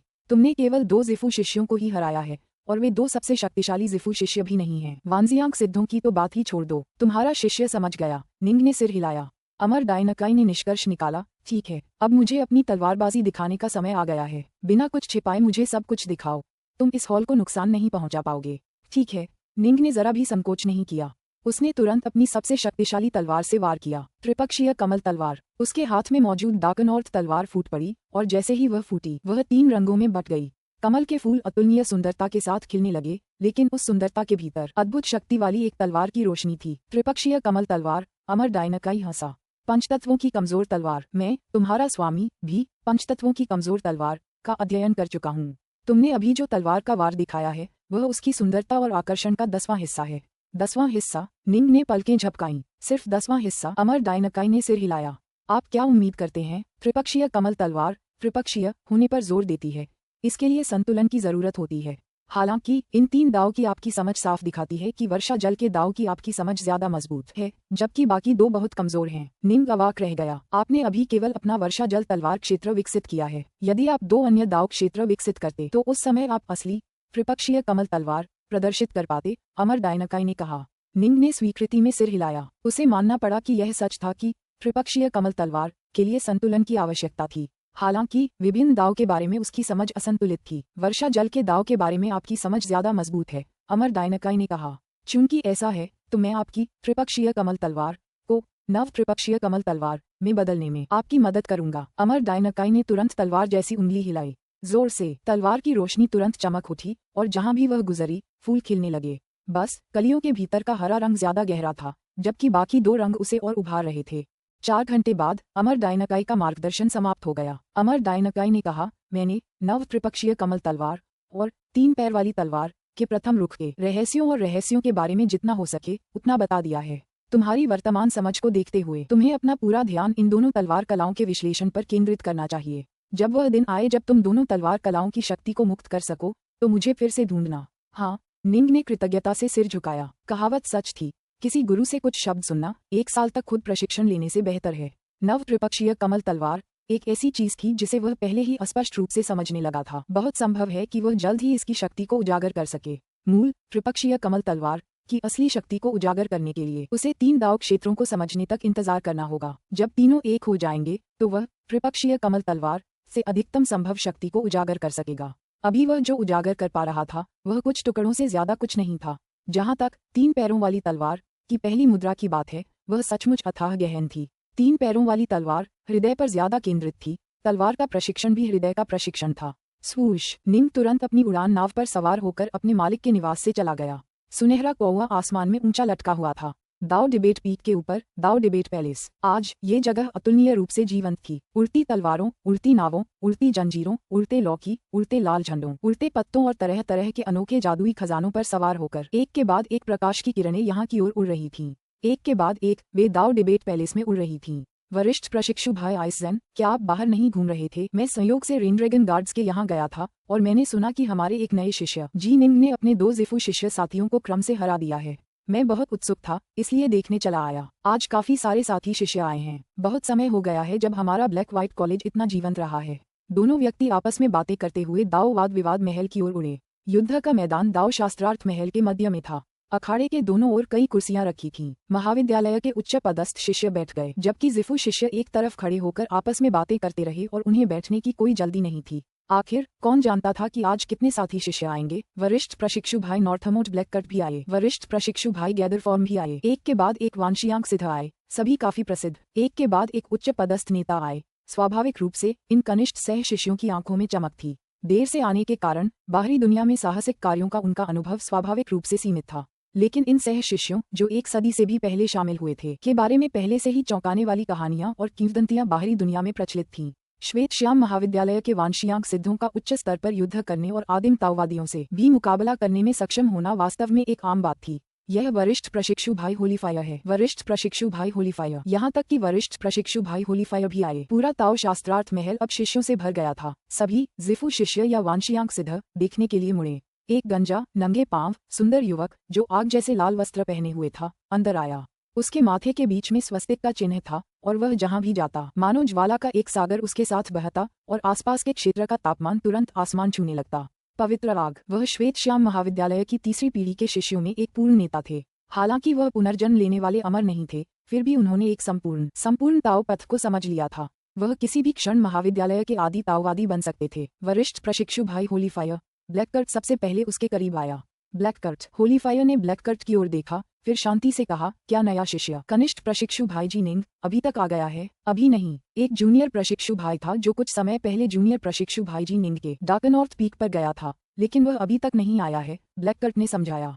होलीफायर ने सिर हिलाया, फिर आगे बढ़कर बीच में रखी पत्थर की एक कुर्सी पर बैठ गया।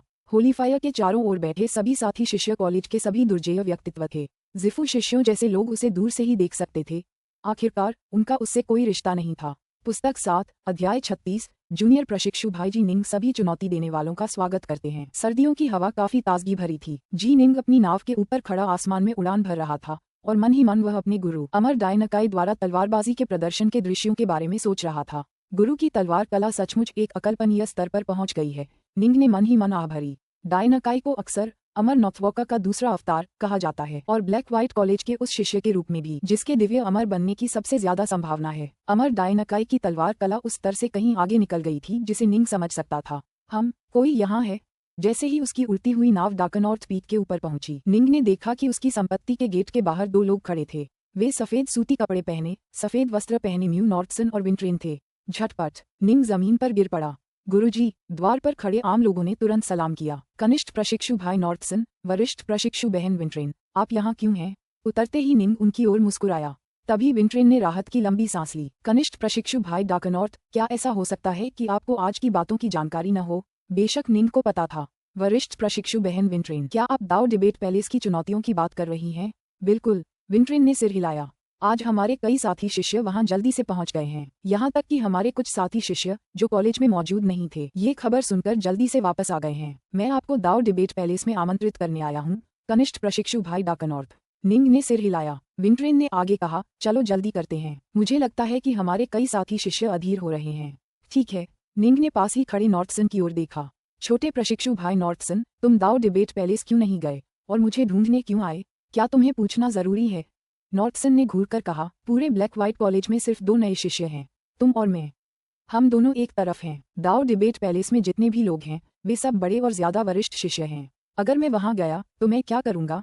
बस वहां बेवकूफ की तरह खड़ा रहूं और सब मुझे घूरते रहें। निंग हंसा। चलो चलें। अब पीछे हटने का कोई रास्ता नहीं था। अगर वह पीछे हटता तो सब उसे नीची नजरों से देखते। बेहतर होगा कि वह खुलकर चुनौतियों का स्वागत करे। फुस। तीनों अपने अपने जादुई खजानों या निर्माण के ऊपर सवार होकर तेजी से आकाश में गायब हो गए। 3 प्रकाश किरणों के रूप में जो दाओ वाद विवाद महल की ओर तेजी से बढ़ गईं। दाओ वाद विवाद प्रांगण में इतने सारे सह शिष्यों का एकत्रित होना दुर्लभ था। आज उपस्थित प्रत्येक शिष्य को सचमुच वीर पुरुष कहा जा सकता है। वह जूनियर प्रशिक्षु भाई जी निंग अभी तक क्यों नहीं आया? वह युवा जूनियर प्रशिक्षु भाई जी निंग, वह डरेगा नहीं, है ना? साथी शिष्य छोटे छोटे समूहों में आपस में बातें करते हुए इंतजार कर रहे थे। हालांकि लगभग दोपहर हो चुकी थी। जो लोग पहले आ गए थे उनमें से कुछ लगभग 4 घंटे से इंतजार कर रहे थे। स्वाभाविक रूप से वे काफी अधीर हो रहे थे। अचानक दूर से 3 आकृतियां उनकी ओर उड़ीं और दाओ वाद विवाद महल के द्वार पर उतरीं। इसने उनके कई साथी शिष्यों का ध्यान तुरंत अपनी ओर आकर्षित कर लिया। वह यहाँ है, जूनियर प्रशिक्षु भाई जी निंग आए। ये कनिष्ठ प्रशिक्षु भाई जी निंग और नॉर्थसन हैं। उनके बगल में कनिष्ठ प्रशिक्षु बहन विंट्रेन हैं। आखिरकार जी निंग और नॉर्थसन दीक्षा के भव्य समारोह में उपस्थित हुए थे। अधिकांश लोग उन्हें एक नजर में ही पहचान गए। बीच में बैठे वरिष्ठ प्रशिक्षु भाई होलीफायर ने उनकी तरफ देखा और फिर धीरे से कहा, वह फर वाला जी निंग है। उनके बगल में बैठे नॉर्थमोट ब्लैककर्ट ने तुरंत जल्दी से कहा, ठीक है, वह जी निंग है। उसकी आंखों के भाव देखकर ही मैं बता सकता हूँ कि उसका दाव हृदय बहुत दृढ़ है, होलीफायर ने धीरे से कहा। ब्लैककर्ट ने उत्तर दिया, अगर कनिष्ठ प्रशिक्षु भाई जी निंग को पता चलता कि आप उसकी इस तरह प्रशंसा कर रहे हैं, वरिष्ठ प्रशिक्षु भाई, तो मुझे लगता है कि वह बहुत खुश होता। दाओ डिबेट पैलेस में प्रवेश करने के बाद निंग सीधे उस साइड रूम में गया जहां उसने पहले 1000 स्वॉर्ड्स गोलेम को सक्रिय किया था और फिर गोलेम को हॉल में वापस ले आया। वह वहां हॉल में खड़ा था, अपनी निगाहों से सभी को देख रहा था। वहां 9 लॉर्ड्स और अन्य जैसे जाने पहचाने चेहरे थे। कई चेहरे ऐसे थे जिन्हें वह पहचान नहीं पाया, लेकिन उनके आसपास दूसरे शिष्य खड़े थे। जाहिर है ये कॉलेज के बेहद ऊंचे ओहदे वाले चेहरे थे, जैसे वह गंजा आग के वस्त्र पहने युवक, वह काले वस्त्र पहने युवती, या वह मैला कुचेला मोटा युवक, या वह लंबा चौड़ा मांसल युवक जिसका पूरा शरीर जादुई खजानों से चमक रहा था, लेकिन जिसकी त्वचा जैड जैसी सफेद थी। ये लोग जो दूसरों से घिरे हुए हैं, शायद तीसरी पीढ़ी के सबसे श्रेष्ठ सदस्य हैं। उन्होंने शायद या तो पूरा दावपथ समझ लिया है या फिर पुनर्जन्म लेने वाले अमर हैं। निंग ने मन ही मन सोचा। झपटा, निंग एक प्रकाश की किरण की तरह आगे की ओर उछला। 300 मीटर आगे बढ़कर दूर एक पत्थर के खंभे पर जा गिरा। अपने आसपास देखते हुए उसने स्पष्ट स्वर में कहा, मेरे वरिष्ठ साथी शिष्यों।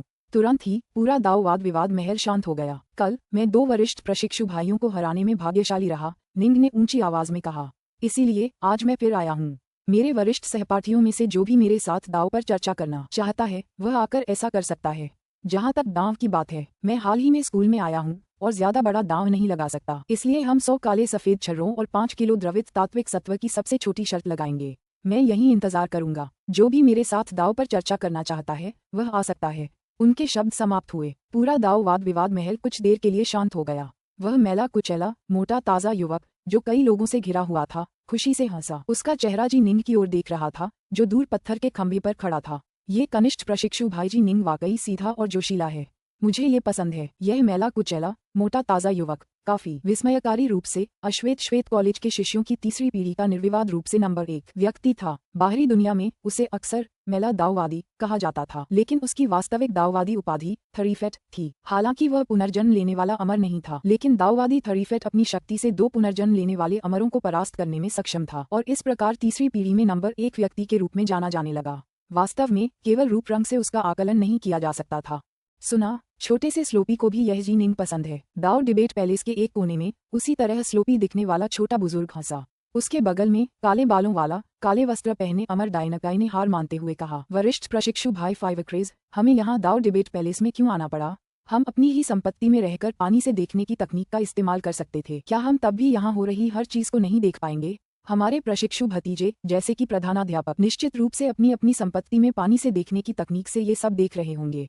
छोटे कद के बुजुर्ग ने अमर डायनकाई की तरफ देखा। जब हम यहाँ देखते हैं तो हम तीसरी पीढ़ी के शिष्यों के बीच चल रही बातचीत भी सुन सकते हैं। ये और भी मजेदार है। जहाँ तक छोटे स्लोपी की बात है, वह सचमुच वह शिष्य है जिसे मैं सबसे ज्यादा प्यार करता हूँ। यहाँ तक कि उसके विचार भी मेरे जैसे ही हैं। चिंता मत करो, हम यहाँ चुपके से देखेंगे और उन तीसरी पीढ़ी के शिष्यों को कुछ भी पता नहीं चलेगा। हाय, अमर डायनकाई ने बेबसी से अपना सिर हिलाया। ये बूढ़ा सचमुच और भी पागल होता जा रहा था। एक ही पंख के पक्षी आपस में मिलते जुलते हैं। स्लोपी ने तो खुद को ताओवादी उपाधि थरीफेट भी दे रखी थी और वह बेहद ढीले ढाले कपड़े पहनता था। अमर डायनकाई बेहद सख्त इंसान था। स्वाभाविक रूप से उसे ये बेहद नापसंद था, लेकिन वह कुछ नहीं कर सकता था। Old crazy black white college के लूज इमॉर्टल्स में सबसे बूढ़ा था, जबकि young crazy black white college का सबसे प्रतिभाशाली शिष्य था। मुझे उम्मीद है कि मैं नन्हे स्लोपी को पृथ्वी पर अमर बनते देखने के लिए जीवित रह सकूंगा। अगर मैं उसे दिव्य अमर बनते देख सकूं, तो मुझे बिना किसी पछतावे के मरना होगा। छोटा कद का बूढ़ा अचानक उदास और गंभीर हो गया। वरिष्ठ शिष्य भाई अमर डायनाकाई चौंक गया। नाटे कद के बुजुर्ग ने उस मोटे गठीले से दिखने वाले युवक को घूरा जो कई अन्य शिष्यों से घिरा हुआ था। बस तुम रुको और देखो, छोटा स्लोपी निश्चित रूप से मुझसे ज्यादा शक्तिशाली होगा। अमर डायनाकाई की नजर दूर पत्थर के खंभे और उसके ऊपर बैठे जी निंग पर पड़ी। यही उनकी शिष्यता में एकमात्र शिष्या थी। ये शुरू होने वाला है। छोटे कद के बुजुर्ग की आंखें चमक उठीं। ये किंगे नाम का आदमी है। यहाँ दाओ वाद विवाद महल में तीसरी पीढ़ी के बहुत से शिष्य एकत्रित हुए थे। सबसे पहले जो सामने आया वह था किंगे, जिसे सार्वजनिक रूप से ज़िफू शिष्यों में सबसे शक्तिशाली माना जाता था। झपटा नीले वस्त्र पहने एक आकृति धुंधली सी आगे बढ़ी, सीधे दूर स्थित पत्थर के खंभे की ओर उड़ी और फिर उसके ऊपर जाकर रुक गई। उसके नियंत्रण में आया गोलेम उसके साथ आगे बढ़ा और नीचे अखाड़े में उतर गया। कनिष्ठ प्रशिक्षु भाई जी निंग। नीले वस्त्र पहने व्यक्ति ने दूर खड़े निंग को घूरा। मेरा नाम किंगे है। मैं आपसे कुछ साल पहले यहाँ आया था और दाव के बारे में आपसे बात करना चाहता हूँ। ठीक है, निंग ने सिर हिलाया। शुरू करो, सफेद बालों वाले बुजुर्ग ने जोर से चिल्लाया और भव्य सीलिंग संरचना ने तुरंत पूरे अखाड़े को ढक लिया। निंग शांति से कमल मुद्रा में बैठ गया और वरिष्ठ प्रशिक्षु भाई किंगे ने भी वैसा ही किया। सावधान कनिष्ठ प्रशिक्षु भाई, मैं एक गुप्त कला का प्रयोग करने जा रहा हूँ जो मुझे बाहरी दुनिया में साहसिक कार्य करते समय पता चली थी। यह एक ऐसी कला है जो एक मरते हुए वरिष्ठ छात्र ने पीछे छोड़ दी थी, जिससे कई उड़ती हुई सुइयों को नियंत्रित किया जा सकता है। यह ऐसी तकनीक नहीं है जिसका हमारे स्कूल में कोई रिकॉर्ड हो, किंगे ने कहा। वरिष्ठ प्रशिक्षु भाई बेझिझक इसका इस्तेमाल करें, निंग ने स्पष्ट उत्तर दिया। ब्रैंडजिया राजवंश द्वारा नियंत्रित क्षेत्र बहुत विशाल था। अनगिनत वर्षों के दौरान दुष्ट देवताओं या विभिन्न प्रमुख शक्तियों द्वारा छोड़ी गई कई विरासतें थीं। जहां तक वरिष्ठ अमर साधकों द्वारा छोड़ी गई विरासतों की बात है, उनकी गिनती नहीं की जा सकती। बस इन अवशेष स्थलों में अत्यधिक खतरा भी था। पर्याप्त क्षमता के बिना कोई भी जल्दबाजी में इनमें प्रवेश नहीं कर सकता था। ध्यान से देखो, किंगे काफी शांत दिखाई दे रहा था, लेकिन अचानक उसकी नजर तेज हो गई। Swish swish swish swish swish. नीचे खड़े गोलेम के शरीर से अचानक अनगिनत उड़ती हुई सुइयां बाहर निकल आईं। ये अनगिनत ज़ेड हरे रंग की उड़ती हुई सुइयां हवा में घूम रही थीं, एक दूसरे से प्रतिध्वनित होकर एक विशाल हरे बिच्छू का रूप ले रही थीं। इस विशाल ज़ेड हरे बिच्छू की आंखें एक क्रूर इरादे से चमक रही थीं। किसी कारण से निंग को ये बात परेशान कर गई। इससे निपटना आसान नहीं है। वह एक बार फिर अपनी द्वैत अजूर फ्लेम तलवार का इस्तेमाल करने की योजना बना रहा था, लेकिन उसने तुरंत अपनी सबसे शक्तिशाली तकनीक नव त्रिपक्षीय कमल तलवार का इस्तेमाल करने का फैसला किया। उसे यह नहीं पता था कि ज़िफू शिष्यों में सार्वजनिक रूप से स्वीकृत सर्वोच्च विशेषज्ञ होने के नाते किंगे की दाव के बारे में अंतर्दृष्टि का स्तर ज्यादातर वांशियांक सिद्धों के बराबर था।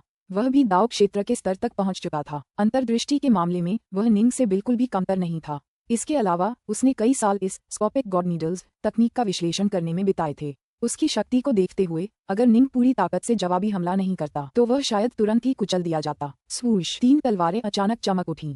एक पानी जैसी रोशनी में बदल गई, दूसरी आग की लपटों में और तीसरी नीली आभा में। तीनों उड़ती तलवारें एक त्रिआयामी संरचना में बदल गईं और जैसे ही वे आगे की ओर उड़ीं, अचानक एक विशाल कमल के फूल में बदल गईं, जिसके फूल के भीतर एक अतुलनीय रूप से तेज और प्रचंड तलवार की रोशनी थी। वह जीतता है। दाव वाद विवाद महल के कोने में बैठे छोटे कद के बुजुर्ग ने आह भरी। ये तलवार कला त्रिपक्षीय कमल तलवार से उत्पन्न हुई है, लेकिन ये 5 तत्वों के जल तत्व पर अधिक केंद्रित है। हालांकि ये शक्ति वास्तव में बहुत बड़ी है। जी निंग ने अभी कॉलेज में प्रवेश लिया था और फिर भी वह इतनी शक्तिशाली तकनीक सीखने में सक्षम था। वह निश्चित रूप से किसी भी सामान्य वांशियांक सिद्ध शिष्य से कमजोर नहीं है। अमर तलवार, वे अपनी युद्ध क्षमताओं के लिए प्रसिद्ध हैं। एक अमर तलवार के हृदय और ऐसी तलवार कला के साथ अगर उसका सामना किसी ऐसे व्यक्ति से होता है जो उसकी अंतर्दृष्टि के स्तर पर हो, तो वह निश्चित रूप से जीत जाएगा। जैसे ही वह छोटा बुजुर्ग बोल रहा था, कमल के फूल के आकार की तलवार की रोशनी हवा में बार बार उस विशाल हरे हरे बिच्छू से टकरा रही थी। हर टक्कर के साथ कुछ सुइयां बिखर जाती। लगातार 6 टक्करों के बाद वह विशाल हरे हरे बिच्छू पूरी तरह से चकनाचूर हो गया और वापस अनगिनत उड़ती हुई सुइयों में बदल गया। स्लैश गॉड नीडल्स गोलेम का सुरक्षा कवच भी उस तलवार की रोशनी से भेद दिया गया। पूरा दाव शास्त्रार्थ महल तुरंत शांत हो गया। वह हार गया था। ज़िफू शिष्यों में सबसे शक्तिशाली किंगे सचमुच हार गया था। अगर वह भी हार गया था तो क्या ये हो सकता था कि वांशियांक सिद्ध स्तर का उनका कोई वरिष्ठ शिष्य भाई युद्ध में उतरेगा? एक नए शिष्य की खातिर वे एक वांशियांक सिद्ध को युद्ध में उतारने वाले थे। जी निंग जीतती है, सफेद बालों वाला बूढ़ा आदमी बोला और उसकी आवाज दाव डिबेट पैलेस में गूंज उठी। पुस्तक 7 अध्याय 37 2 पंजे वाला रिंग ड्रैगन रक्षक। दूर पत्थर के खंभे पर खड़े होकर किंगे ने हाथ जोड़े और कहा, मैं हार गया। मैं तहे दिल से अपनी हार स्वीकार करता हूँ। जी निंग भी उठे, उन्होंने भी हाथ जोड़े और फिर पूरे महल में अपनी नजर घुमाते हुए अपने हर साथी शिष्य की ओर देखा। उन्होंने स्पष्ट स्वर में कहा, क्या कोई और साथी शिष्य है जो मुझसे संकेत लेना चाहता हो? उसकी आवाज पूरे महल में गूंज उठी। हाय! किंगे ने सिर हिलाया, फिर 300 मीटर की छलांग लगाकर सफेद बालों वाले बुजुर्ग के पास उतरा। उसने 2 जेड की बोतलें निकाली और बुजुर्ग के सामने रख दी। यही वो दांव था जो उसने हारा था। सिर घुमाकर वह चला गया। कुछ समय तक दाव डिबेट पैलेस में सन्नाटा पसरा रहा। किसी ने भी चुनौती स्वीकार नहीं की, यहाँ तक कि कनिष्ठ प्रशिक्षु भाई किंगे भी हार गया। दाव वाद विवाद दाव की समझ और कौशल की प्रतियोगिता है। इसका किसी के तात्विक की से कोई खास लेना देना नहीं है।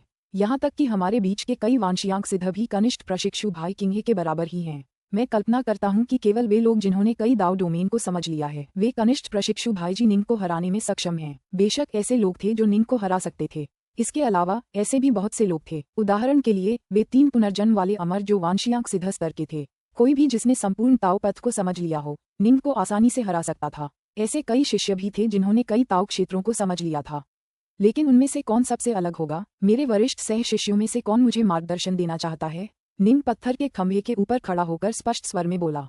अगर कोई और नहीं आता तो मैं चला जाता हूँ। इस पल निंग एक वीरतापूर्ण आभा से भर गया। कितना आनंदित! उसका सामना परम प्रतिभाशाली लोगों के एक समूह से था और वह एक नवनियुक्त शिष्य उन्हें चुनौती दे रहा था। यह वाकई एक अद्भुत एहसास था। चूंकि मेरे दूसरे साथी शिष्य इसमें शामिल नहीं होंगे तो मैं स्वेच्छा से भाग लेकर खुद को शर्मिंदा करूंगा। एक स्पष्ट ठंडी आवाज गूंजी और सफेद वस्त्र पहने, सफेद बालों वाला एक युवक आगे बढ़ा। एक ही कदम में वह एक प्रकाश की किरण में बदल गया जो बगल वाले कमरे में प्रवेश कर गई। जल्द ही वह अपने साथ एक गोलेम लेकर वापस लौटा। यह वरिष्ठ प्रशिक्षु भाई ब्लड शेडो है। वरिष्ठ प्रशिक्षु भाई ब्लड शेडो एक फील्ड गॉड बॉडी रिफाइनर और निकट युद्ध में कुशल है। वह गोलेम आधारित दाव वाद विवाद में कुशल नहीं है। मैंने सुना है कि वरिष्ठ प्रशिक्षु भाई ब्लड शेडो पहले से ही 2 पंजों वाला रेन ड्रैगन रक्षक है। असली लड़ाई में वह शायद किसी साधारण प्राइमल दाववादी से जरा भी कम नहीं है। लेकिन वरिष्ठ प्रशिक्षु भाई ब्लड शेडो की शक्ति मुख्यतः उसकी विभिन्न दिव्य क्षमताओं, उसके रक्त निर्मित हथियारों और उसकी फील्ड गॉड बॉडी रिफाइनिंग तकनीक अविनाशी ब्लड शेडो बॉडी से आती है। हालांकि गोलेम को नियंत्रित करने के मामले में वह थोड़ा कमजोर है। जैसे ही सफेद वस्त्र पहने, सफेद बालों वाला वह युवक प्रकट हुआ, पूरे महल में बातचीत का शोर गूंज उठा। निंग के कान फड़कने लगे। वह मन ही मन आश्चर्यचकित हुए बिना नहीं रह सका। इस वरिष्ठ प्रशिक्षु भाई ब्लड शेडो का कितना जबरदस्त अनुभव था। रक्त निर्माण की रस्में। हालांकि जीववंश के लोगों ने इसके बारे में कभी नहीं सुना था, लेकिन श्वेत श्याम महाविद्यालय ने सुना था। बस इस तकनीक के लिए 500 श्वेत श्याम गोलियों की जरूरत थी, और वह असल में 2 पंजों वाला रेन ड्रैगन गार्ड भी है। निंग मन ही मन चौंक गया। रेन ड्रैगन गार्ड में प्रवेश करने के बाद कोई भी व्यक्ति एक साधारण 1 पंजे वाला रेन ड्रैगन गार्ड बन जाएगा, और ब्लैक व्हाइट कॉलेज आपको 1000 काले सफेद छर्रे इनाम में देगा। अगर आप 2 पंजों वाला रेन ड्रैगन गार्ड बन जाते हैं तो आपको 5000 काले सफेद छर्रे इनाम में मिलेंगे। 3 पंजों वाला रेन ड्रैगन गार्ड बनने पर इनाम बढ़कर 15000 काले सफेद छर्रे हो जाएगा। हालांकि 2 पंजे वाला रेन ड्रैगन गार्ड बनना बहुत मुश्किल था। सामान्यतः केवल आदिम ताओवादी शक्ति स्तर वाला व्यक्ति ही रेन ड्रैगन गार्ड बन सकता था। केवल कुछ ही असाधारण रूप से राक्षसी वांशियांक सिद्ध ही उस स्तर तक पहुंच पाते थे। स्नोड्रैगन पर्वत के तथाकथित प्रतिभाशाली जू होंगई की बात करें तो तुलनात्मक रूप से वह इस वरिष्ठ प्रशिक्षु भाई ब्लड शेडो से कहीं कमतर था। जब सफेद बालों वाले सफेद वस्त्र पहने ब्लड शेडो का शरीर टिमटिमाया और वह सामने वाले पत्थर के खंभे पर प्रकट हुआ। कनिष्ठ प्रशिक्षु भाई जी निंग। ब्लड शेडो ने निंग की ओर देखा। मुझे नजदीकी मुकाबले में उलझने की ज्यादा आदत है। मैं जादुई खजानों को नियंत्रित करके हमला करने में उतना कुशल नहीं हूँ। हालांकि मैं अभी भी कनिष्ठ प्रशिक्षु भाई किंगे से थोड़ा ज्यादा ताकतवर हूँ। तुम्हें सावधान रहना होगा। मैं आपके निर्देशों की प्रतीक्षा कर रहा हूँ। वरिष्ठ प्रशिक्षु भाई निंग ने गंभीरता से कहा। यह कोई मजाक नहीं था। एक सनकी जो 2 पंजों वाला रेन ड्रैगन गार्ड बनने में सक्षम हो, चाहे वह मुख्य रूप से एक फेंट गॉड बॉडी रिफाइनर ही क्यों न हो, जादुई खजानों को नियंत्रित करने में बिल्कुल भी कमजोर नहीं होगा। सौभाग्य से वह गोलेम के जरिए ऐसा कर रहा होगा, और इसलिए उसका दिव्य शरीर और दिव्य क्षमताएं किसी काम की नहीं होंगी। अन्यथा प्रतिस्पर्धा करने की कोई जरूरत ही नहीं होगी। निंग बस हार मान लेगा। शुरू करो, सफेद बालों वाले बुजुर्ग ने ऊंची आवाज में पुकारा। गड़गड़ाहट। भव्य सीलिंग बैरियर ने एक बार फिर पूरे अखाड़े को ढक लिया। निंग कमल मुद्रा में बैठ गया। ब्लड शेडो ने भी वैसा ही किया। कनिष्ठ प्रशिक्षु भाई सावधान, ब्लड शेडो ने ठंडी आवाज में पुकारा। तुरंत 9 स्वॉर्ड्स गोलेम की पीठ पर लगी अजीबोगरीब उल्टी तलवारें बाहर निकलने लगीं। 9 अजीबोगरीब उल्टी तलवारें हवा में उड़ने लगीं और एक घनी रक्तिम रोशनी छोड़ने लगीं। उड़ती हुई तलवारें उस रक्तिम रोशनी से जुड़ गईं और वे जल्दी ही एक विशाल कुछ तो था। उसके विशाल सिकाडा जैसे पंख थे, 3 सींगों वाला सिर, ब्लेड जितना लंबा और नुकीला मुंह, और एक क्रूर चमकती निगाह। दरअसल इस जीव से निकलने वाली जानलेवा आभा उस डायरवुल्फ से भी ज्यादा भयानक थी जिसे ब्लेडीटर ब्लाडास्क ने बुलाया था। मच्छर। निंग उस राक्षस को घूरते हुए आश्चर्यचकित हुए बिना नहीं रह सका। यह एक विशालकाय मच्छर था। झट, वह भयावह दिखने वाला खून से लथपथ विशाल मच्छर अचानक हवा में चीखता हुआ आगे बढ़ा। उसका ब्लेड जैसा मुंह उड़ती हुई तलवारों में से एक से बना था। इस जीव की शक्ति और अदृश्य दबाव ने निंग का दिल दहला दिया। नव त्रिपक्षीय कमल तलवार। निंग ने जरा भी संकोच नहीं किया और तुरंत अपनी सबसे शक्तिशाली तलवारबाजी का प्रदर्शन किया। तुरंत ही उसके 1000 तलवारों वाले गोलेम के पिछले हिस्से से 3 उड़ती हुई तलवारें निकलीं।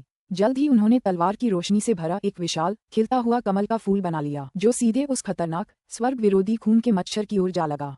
धमाका। दोनों हमले बिजली की तरह तेज थे और एकाएक आकाश में एक दूसरे से टकरा गए।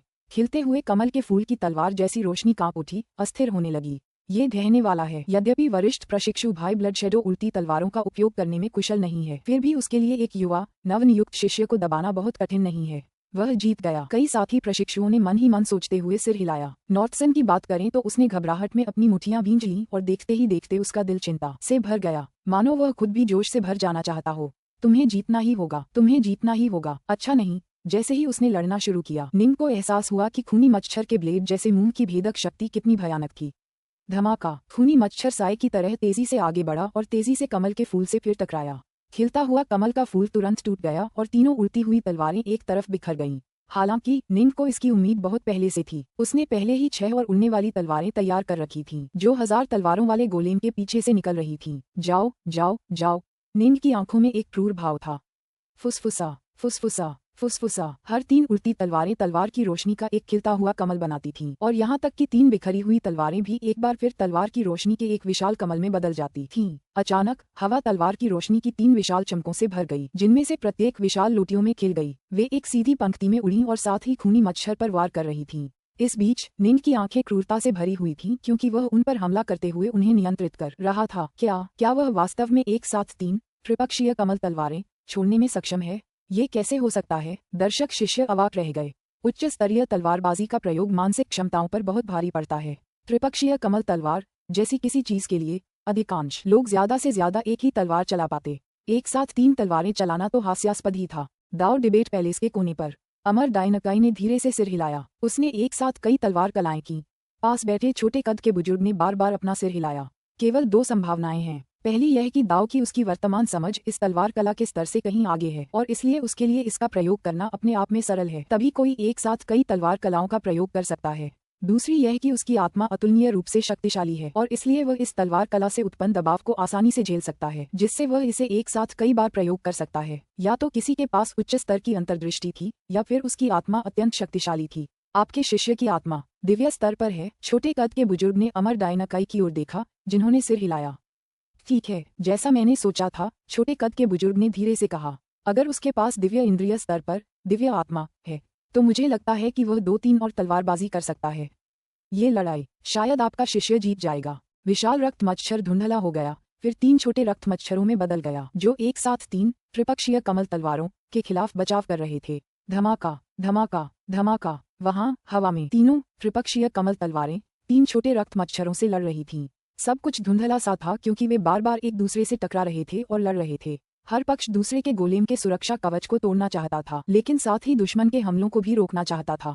फिलहाल वे पूरी तरह से लड़ रहे थे। जाओ जाओ। निंग की आंखें लाल हो गई थीं और उसके माथे की नसें उभर आई थीं। साफ था कि अब वह पूरी ताकत से हमला कर रहा था। फौरन 1000 तलवारों वाले गोलेम के पिछले हिस्से से 6 और उड़ती हुई तलवारें निकलीं। आकाश जल्द ही 2 और त्रिपक्षीय कमल तलवार हमलों से भर गया। कुल 5 त्रिपक्षीय कमल तलवारें खूनी मच्छरों को घेरकर उन पर हमला कर रही थीं। अरे! दूर बैठे ब्लडशेडो का चेहरा बदल गया। उसने तुरंत तीनों खूनी मच्छरों को एक बार फिर एक विशाल खूनी मच्छर में बदलने की इच्छा जताई। विशाल खूनी मच्छर के सिकाडा जैसे पंख फड़फड़ा रहे थे, उस 9 स्वॉर्ड्स गोलेम के चारों ओर लिपटे हुए, जबकि उसकी ब्लेड जैसी चोंच उन त्रिपक्षीय कमल तलवारों पर बार बार प्रहार कर रही थी। 5 नव त्रिपक्षीय कमल तलवारों ने एक साथ मिलकर बेतहाशा हमला किया। 5 त्रिपक्षीय कमल तलवारें। दर्शक शिष्य स्तब्ध रह गए। उन्हें अच्छी तरह पता था कि 5 शक्तिशाली तलवारबाजी एक साथ करने पर आत्मा पर कितना दबाव पड़ता है। एक साधारण व्यक्ति के लिए सिर्फ 2 काम एक साथ करने के लिए अपने मन को विभाजित करना पहले से ही बहुत मुश्किल था। कई बेहतरीन तलवारबाजी करने के लिए अपने मन को विभाजित करना, और वो भी कुल मिलाकर 5। जूनियर प्रशिक्षु भाईजी निंग की समझ बहुत उच्च स्तर की होनी चाहिए, या उनकी आत्मा बहुत मजबूत होनी चाहिए। उन्हें कम करके नहीं आंका जा सकता। ऐसा लगता है जैसे वरिष्ठ प्रशिक्षु भाई ब्लड शेडो को इससे कष्ट होने वाला है। अगर कोई हमेशा बचाव की मुद्रा में रहेगा तो अंततः हार ही जाएगा। निंग की 5 नव त्रिपक्षीय कमल तलवारों के लगातार प्रहारों के आगे अंततः रक्त मच्छर हमले को रोक नहीं पाया और गोलेम का सुरक्षा कवच टूट गया। जी निंग जीत गई। सफेद बालों वाले बुजुर्ग ने ऊंची आवाज में पुकारा। अब जाकर निंग को आखिरकार राहत मिली। वह जीत गया था। उसने असल में एक 2 पंजे वाले रेन ड्रैगन गार्ड को हरा दिया था। हालांकि यह रेन ड्रैगन गार्ड एक फेंट गॉड बॉडी रिफाइनर के रूप में और दिव्य क्षमताओं का उपयोग करने में ज्यादा कुशल था। और हालांकि यह सिर्फ कलाओं की एक प्रतियोगिता थी जिसका उपयोग कोई भी दाव की अपनी समझ के आधार पर कर सकता था, फिर भी यह तथ्य कि उसने एक 2 पंजे वाले रेन ड्रैगन गार्ड को हरा दिया था, निंग के दिल को अतुलनीय खुशी से भर गया। मैं हार गया। दूर पत्थर के खंभे पर बैठा ब्लड शेडो खड़ा हो गया। सिर हिलाते हुए वह हंसा। जूनियर प्रशिक्षु भाई, हमारे स्कूल में आने के बाद से ही तुम बहुत प्रभावशाली हो। भविष्य में तुम मुझसे जरा भी कमजोर नहीं रहोगे। वरिष्ठ प्रशिक्षु भाई, आप मेरी बहुत तारीफ कर रहे हैं। निंग भी उठ खड़ा हुआ। अगर हम सचमुच जिंदगी मौत की लड़ाई में होते तो शायद मैं आपका एक भी वार नहीं झेल पाता। ब्लड शेडो हंसा। उसका ये कनिष्ठ शिष्य भाई अविश्वसनीय रूप से प्रतिभाशाली था, फिर भी स्पष्टवादी और विनम्र था। दाव शास्त्रार्थ में अपनी जीत से वह आत्मसंतुष्ट नहीं हुआ था। बहुत संभव है कि भविष्य में ये युवक आश्चर्यजनक उपलब्धियां हासिल करे। वह मित्रता के योग्य था। हा, ब्लड शेडो हंसा, फिर एक झिलमिलाहट के साथ अखाड़े से गायब हो गया। सफेद बालों वाले बुजुर्ग के सामने फिर से प्रकट हुआ, जिसे उसने 2 ज़ेड बोतलें दी। निंग ने गहरी सांस ली। ब्लड शेडो के खिलाफ अपनी पिछली लड़ाई में उसने पूरी ताकत लगा दी थी। उसने जो तलवार कला इस्तेमाल की थी वह उसके पास उपलब्ध सबसे शक्तिशाली थी, और अपनी आत्मा की शक्ति पर भरोसा करके उसने 5 त्रिपक्षीय कमल तलवारें बनाने के लिए पूरी ताकत लगा दी थी। यही उसकी सीमा थी। उसके पास अब और कुछ नहीं था, और शायद वह अगला मैच हार जाता। हालांकि अगर वह लड़ने जा रहा था तो वह अंत तक लड़ने जा रहा था। क्या कोई और वरिष्ठ शिष्य हैं जो मेरे साथ सुझावों का आदान प्रदान करना चाहेंगे? निंग ने कमरे में चारों ओर देखा और स्पष्ट स्वर में बोला। उसकी आवाज महल के हर कोने में गूंज उठी। पुस्तक 7 अध्याय 38। मेरे हृदय में केवल तलवार है, तलवार अमर पथ। पूरा दाव वाद विवाद महल एक बार फिर शांत हो गया। सब अपने अपने पड़ोसियों की ओर देखने लगे। चूंकि जी निंग दाव वाद विवाद में ब्लड शेडो को हराने में भी सक्षम थी, इसलिए उसे हराना कोई आसान काम नहीं था। अगला कौन होगा? उसका दिल बदल गया है। उस शांत कोने में नाटे कद का बुजुर्ग अचानक बोल उठा। यह आखिरी दाव वाद विवाद आपके शिष्य के लिए एक तरह का बपतिस्मा था। अमर डायनकाई ने भी निंग की ओर देखा। निंग की आंखों में जरा भी झिझक नहीं थी, बल्कि युद्ध की एक भयावह इच्छा थी। ठीक है, अमर डायनाके ने हल्के से सिर हिलाया। उसका हृदय सचमुच बदल गया है। अब वह और भी शुद्ध है। इससे पहले उसके हृदय में कई तरह के विचार आते थे, लेकिन अभी वह बस अगली लड़ाई की कामना कर रहा है। ये वास्तव में उसके दाव हृदय के लिए एक दुर्लभ बपतिस्मा है। निंग के दिल में इस समय बस एक ही बात चल रही थी, अगली लड़ाई में शामिल होना। अगर उसे लड़ना ही था तो आखिर तक लड़ना ही था। पूरा दाव वाद विवाद महल 3 सांसों तक खामोश रहा। आखिरकार एक नीला वस्त्र पहने महिला बाहर निकली। यह वरिष्ठ प्रशिक्षु बहन व्हाइट स्नो है। वरिष्ठ प्रशिक्षु बहन व्हाइट स्नो का आकाशीय सिल्कनेट संरचना अत्यंत शक्तिशाली है। सिर्फ दाव के संदर्भ में वरिष्ठ प्रशिक्षु भाई ब्लड शेडो भी वरिष्ठ प्रशिक्षु बहन व्हाइट स्नो का मुकाबला नहीं कर सकता। ठीक है, मुझे आश्चर्य है कि क्या इस कनिष्ठ प्रशिक्षु भाई जी निंग के पास और भी कुछ बचा है। अगर नहीं तो शायद वह हार जाएगा। हर जगह बातचीत चल रही थी। जहां तक वरिष्ठ प्रशिक्षु भाई होलीफायर की बात है तो वह कई साथी शिष्यों से घिरे हुए दूर तक देखते रहे, फिर धीरे से बोले, अगर मेरा अंदाजा सही है तो यही कनिष्ठ प्रशिक्षु भाई जी निंग की शक्ति की सीमा थी। यह अगली लड़ाई कनिष्ठ प्रशिक्षु भाई जी निंग हारने वाले हैं। जब उसका सामना कनिष्ठ प्रशिक्षु बहन व्हाइट स्नो सेलेस्टियल सिल्कनेट फॉर्मेशन से होगा तो ये कनिष्ठ प्रशिक्षु भाई हार जाएगा। मोटे मैले कुचले दिखने वाले युवक की भी यही कोमल टिप्पणी थी। वरिष्ठ प्रशिक्षु बहन, क्या कनिष्ठ प्रशिक्षु भाई जी निंग जीतेंगे? 9 लॉर्ड्स काले वस्त्रधारी युवती के बगल में था, जो दूर तक देख रही थी। कनिष्ठ प्रशिक्षु भाई जी निंग शायद अपनी सीमा पर हैं। यह उनकी अंतिम लड़ाई होनी चाहिए। कमरे के कोने में खड़े छोटे कद के बुजुर्ग ने भी सिर हिलाया। समय आ गया है। दाव वाद विवाद की यह श्रृंखला अब समाप्त होनी चाहिए। आपका शिष्य अपनी सीमा पर पहुंच गया है। ठीक है। अमर डायनाकाई ने हल्के से सिर हिलाया और अपने शिष्य की ओर घूरता रहा। खंभे पर निंग चुपचाप खड़ा इंतजार कर रहा था। वरिष्ठ प्रशिक्षु भाई जी निंग, जीतो, जीतो, मुझे तुम पर विश्वास है। तुम जरूर जीतोगे। म्यू नॉर्थसन की मुठ्ठियां कसी हुई थीं और उसने दूर से ऊंची आवाज में पुकारा। निंग उसकी ओर मुस्कुराया। नीले वस्त्र पहने महिला बगल के दरवाजे से बाहर निकली और सामने वाले पत्थर के खंभे पर शान से छलांग लगाती हुई पहुंच गई। उसने दूर खड़े निंग की ओर देखा। उसकी निगाहों में एक ठंडा, शांत भाव था। उसे देखना मानो किसी बीमार मगर खूबसूरत महिला को देख रहा हो। आखिरकार उसने कहा, छोटे प्रशिक्षु भाई जी निंग, मैंने स्काईनेट गोलेम को चुना है। सावधान रहना। वरिष्ठ प्रशिक्षु बहन, बेझिझक बैठिए। निंग पद्मासन में बैठ गई और नीले वस्त्रधारी महिला भी वैसा ही बैठ गई। दोनों एक दूसरे को घूरने लगीं। शुरू हो जाओ, सफेद बालों वाले बुजुर्ग ने जोर से चिल्लाया। गड़गड़ाहट। भव्य सीलिंग बैरियर ने एक बार फिर पूरे युद्ध क्षेत्र को ढक लिया। जाओ। कमल मुद्रा में बैठी नीले वस्त्रधारी महिला की निगाहें ठंडी और धुंधली थीं। उसके नीचे स्काईनेट गोलेम ने तुरंत रेशम की एक के बाद एक रेखाएं छोड़नी शुरू कर दी, जो प्रकाश की धारियों में बदल गईं। नव त्रिपक्षीय कमल तलवार। निंग की आंखों में एक तेज नजर चमक उठी। बिना किसी हिचकिचाहट के उसने तुरंत 1000 तलवारों वाले गोलेम से लगातार 15 उड़ती हुई तलवारें छोड़ीं, जिससे 5 त्रिपक्षीय कमल तलवारें बन गईं। तलवार की रोशनी की ये 5 चमकें कमल के फूलों में खिल गईं और रेशम की चमकती रेखाओं का स्वागत करने के लिए आगे बढ़ीं। फुसफुसाहट। प्रकाश की रेशमी किरणें अचानक विभिन्न चापों में बिखर गईं। पल भर में मानो पूरी दुनिया बदल गई, क्योंकि प्रकाश की इन रेशमी पट्टियों ने वास्तव में एक विशाल, पूरी तरह से बंद गोलाकार क्षेत्र बना लिया, जिसने निंग की 5 नव त्रिपक्षीय कमल तलवारें को अपने भीतर फंसा लिया।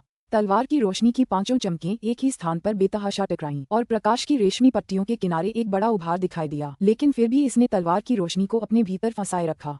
सेकुरो, कमल मुद्रा में बैठी नीले वस्त्रधारी स्त्री ने धीरे से चिल्लाकर कहा। उस विशाल गोले के आकार की रेशमी रोशनी की किरणें घूमने और सिकुड़ने लगीं और उसके भीतर तलवार की रोशनी की 5 चमकों को कुचलने लगीं। यद्यपि निंग इन 15 उड़ने वाली तलवारों को छोड़ सकता था और नई तलवारों को नियंत्रित कर सकता था, यदि वह इस तकनीक को हराने में सक्षम नहीं था, भले ही उसने अधिक उड़ने वाली तलवारें छोड़ दी, तो अंतिम परिणाम बस ये होगा कि वे फंस जाएंगे। तोड़ो, निंग ने अपनी तलवारों को नियंत्रित करने का प्रयास किया। जाओ, नीले वस्त्रधारी महिला ने एक बार फिर इशारा किया। फुफ, गोलेम से प्रकाश की एक और रेशमी किरण निकली, जो सीधे निंग के 1000 तलवारों वाले गोलेम की ओर बढ़ रही थी। हम्फ, निंग की निगाहें ठंडी पड़ गईं। 1000 तलवारों वाले गोलेम की पीठ से 3 और उड़ती हुई तलवारें निकलीं, जो एक और त्रिपक्षीय कमल तलवार में बदल गईं और रिबन को रोक लिया। 6 त्रिपक्षीय कमल तलवारें छोड़ी जा चुकी थीं और निंग की आंखें अब पूरी तरह से लाल हो चुकी थीं। बहुत कष्टदायक, यह अविश्वसनीय रूप से कष्टदायक था, लेकिन निंग को और कुछ सूझा ही नहीं। उसके दिल में बस एक ही विचार था, अपनी पूरी शक्ति लगाकर अंत तक लड़ना, अपनी उल्टी तलवारों को पूरी शक्ति से मुक्त करने के लिए मजबूर करना। इस क्षण निंग के दिल में एकमात्र चीज थी, तलवार। अखाड़े के भीतर निंग और नीले वस्त्रधारी महिला एक दूसरे को घूर रहे थे। जिन गोलेम को वे नियंत्रित कर रहे थे, वे बार बार आपस में टकरा रहे थे। जाहिर है, नीले वस्त्रधारी महिला का पलड़ा भारी था, लेकिन चाहे कुछ भी हो, वह जी निंग को हरा नहीं पा रही थी। खासकर उस विशाल गोलाकार क्षेत्र में एक के बाद एक विशाल उभार दिखाई दे रहे थे। जाहिर है, अंदर तलवार की रोशनी की 5 किरणें अभी भी संघर्ष कर रही थीं और ज्यादा से ज्यादा शक्ति के साथ नीले वस्त्रधारी महिला अपना ज्यादातर ध्यान उस क्षेत्र पर केंद्रित करने से खुद को रोक नहीं पा रही थी। दाव वाद विवाद महल के कोने में छोटे कद के बुजुर्ग की आंखें अचानक चमक उठीं और वह खुद से बुदबुदाया, क्या मेरे दिल में सिर्फ तलवार है? अमर डायनकाई ने भी अपने शिष्य को घूरा। उसने भी निंग के बदलाव को नोटिस किया था। मेरे दिल में तो सिर्फ तलवार है, अमर डायनकाई ने धीरे से कहा। आखिरकार उसका तलवार दिल इस स्तर तक पहुंचने लगा है। अब तो सब कुछ साफ नहीं है। छोटे कद के बूढ़े ने आह भरी। आपका ये शिष्य सचमुच एक दुर्लभ प्रतिभा है। ये दाव शास्त्रार्थ प्रांगण इस समय हमारे श्वेत महाविद्यालय के शिष्यों से भरा हुआ है। यहाँ इतने सारे प्रतिभाशाली लोग मौजूद हैं। आपका ये शिष्य सभी चुनौती देने वालों का स्वागत कर रहा है, इसलिए अंत में वह निश्चित रूप से पराजित होगा। फिर भी इस प्रक्रिया ने उसके तलवार हृदय को और भी उज्जवल बना दिया है। अभी तो समय है, देखते हैं वो इसे पूरी तरह समझ पाता है या नहीं। अमर डायनकाई ने जी निंग को घूरा, बिना पलक झपकाए उसे घूरा। एक साथ 6 त्रिपक्षीय कमल तलवारें चलाना निंग की पूरी ताकत पर था और उसे चक्कर भी आ रहा था, लेकिन निंग को कुछ और सूझ ही नहीं रहा था। बस उसे लड़ना था, अपनी पूरी ताकत से लड़ना था। उसका मन पूरी तरह से अपनी उन उल्टी तलवारों पर केंद्रित था। इस क्षण निंग, जिसने बहुत पहले एक अमर तलवारधारी के हृदय की अंतर्दृष्टि प्राप्त कर ली थी, अब अपने अमर तलवारधारी के हृदय को और भी उज्जवल होते देख रहा था। दरअसल एक के बाद एक यादें उसके मन में कौंधने लगीं। जी निंग, मैं आपको 3 पैरों वाली तलवार की पहली मुद्रा दिखाने जा रहा हूँ। चमकदार तलवार हृदय। दाव वाद विवाद की इस श्रृंखला से पहले निंग अमर डायनकाई से मिलने गए थे, जिन्होंने उन्हें 3 पैरों वाली तलवार की पहली मुद्रा के बारे में सावधानीपूर्वक समझाया था। ये 3 पैरों वाली तलवार का पहला रुख है। तलवार की रोशनी आग की तरह चमक रही थी, हवा में फैल रही थी, लेकिन खत्म नहीं हो रही थी। ये भी 3 पैरों वाली तलवार का पहला रुख है। तलवार की रोशनी की एक किरण पानी की तरह चमक रही थी, हवा में चक्कर लगा रही थी, मानो पानी की इस परत ने आकाश को दुनिया से अलग कर दिया हो। ये भी 3 पैरों वाली तलवार का पहला रुख है। एक सियान प्रकाश जिसने स्वयं आकाश को फाड़ डाला। एक तलवार तकनीक, दूसरी तलवार तकनीक। ये स्पष्ट रूप से अलग अलग तलवार तकनीकें थीं। कुछ की शक्ति औसत थी, जबकि अन्य अविश्वसनीय रूप से शक्तिशाली थीं। लेकिन अमर डायनकाई के अनुसार ये सभी तकनीकें 3 पैरों वाली तलवार की पहली मुद्रा थीं। 3 पैरों वाली तलवार एक सर्वोच्च तलवार तकनीक है जो महान दाव में से एक तलवार के दाव की ओर ले जाती है। एक सच्चे तलवार अमर बनने के लिए, जिसने तलवार के महान दाव को समझ लिया है, सबसे पहले आपको एक तलवार हृदय की आवश्यकता है। कई वर्षों के प्रशिक्षण के दौरान आपने बहुत पहले ही अनजाने में एक तलवार अमर का हृदय विकसित कर लिया है। लेकिन तथाकथित तलवार हृदय के लिए व्यक्ति में तलवार के प्रति सच्ची निष्ठा की आवश्यकता होती है। आपको अपने तलवार हृदय को समझना होगा। एक बार जब आप अपने तलवार हृदय को सही मायने में समझ लेते हैं और सीख लेते हैं कि तलवार अमर होने का क्या मतलब है, तभी आप वास्तव में तलवार अमर बनने के द्वार खोल पाएंगे। यही वह क्षण होगा जब आप स्वाभाविक रूप से 3 पैरों वाली तलवार की पहली मुद्रा का प्रदर्शन करना सीख जाएंगे। 3 पैरों वाली तलवार का पहला रुख, चमकदार तलवार हृदय। जब आपका तलवार हृदय चमकदार और उज्जवल हो जाएगा, तब आप उस सच्चे मार्ग को देख पाएंगे जिसका अनुसरण एक तलवार अमर को करना चाहिए। अमर डायनकाई द्वारा 3 पैरों वाली तलवार चमकदार तलवार हृदय का पहला प्रदर्शन करने के दृश्य उसके मन में बार बार घूम रहे थे। कुछ हमले बेहद कमजोर थे जबकि कुछ बेहद शक्तिशाली। हालांकि ये सभी निंद के मन में घूम रहे थे और निंद को एक अस्पष्ट सी अनुभूति हुई। उसे कुछ धुंधला सा समझ आने लगा, हालांकि अभी तक पूरी तरह से समझ नहीं आया था। हालांकि वह जानता था कि उसे कुछ अंतर्दृष्टियां मिलनी शुरू हो गई हैं। फुफ, तलवार की रोशनी चमकती और नाचती रही। त्रिपक्षीय कमल तलवार हवा में चमकती रही और तलवार की रोशनी तेज और तेज होती गई और भी ज्यादा शक्तिशाली होती गई, इस हद तक कि वे प्रकाश के रेशमी फीतों को दबाने लगीं। गड़गड़ाहट। विशाल गोलाकार क्षेत्र के भीतर पांचों त्रिपक्षीय कमल तलवारें भी और भी जोर से संघर्ष करने लगीं। रेशमी प्रकाश के गोले की सतह पर एक के बाद एक विशाल उभार दिखाई देने लगे। हर उभार पिछले उभार से बड़ा था। दूर नीले वस्त्र पहने कमल मुद्रा में बैठी श्वेतस्नो नामक महिला को पसीना आने लगा। क्या? दूर से देख रहे होलीफायर के चेहरे पर एक बदला हुआ भाव था। मोटे मैले कुचले से दिखने वाले युवक की आंखें तुरंत घूम गईं। कैसे? उसने सचमुच तलवार को समझने में एक बड़ी सफलता हासिल कर ली है। काले वस्त्रधारी महिला का चेहरा, जो पहले बर्फ की तरह ठंडा था, अचानक सदमे से भर गया। एक अमर तलवार टकराना। अचानक एक धमाका हुआ। रेशमी रोशनी का वह गोला जो अपनी सीमा तक फैला हुआ था, आखिरकार फट गया। रेशमी पट्टियां हर जगह बिखर गईं और 6 त्रिपक्षीय कमल तलवारें एक बार फिर अतुलनीय तीक्ष्णता के साथ आकाश में उठ खड़ी हुईं। तलवारों की शक्ति स्पष्ट रूप से पहले से कहीं अधिक थी और वे सीधे स्काइनेट गोलेम की ओर बढ़ीं।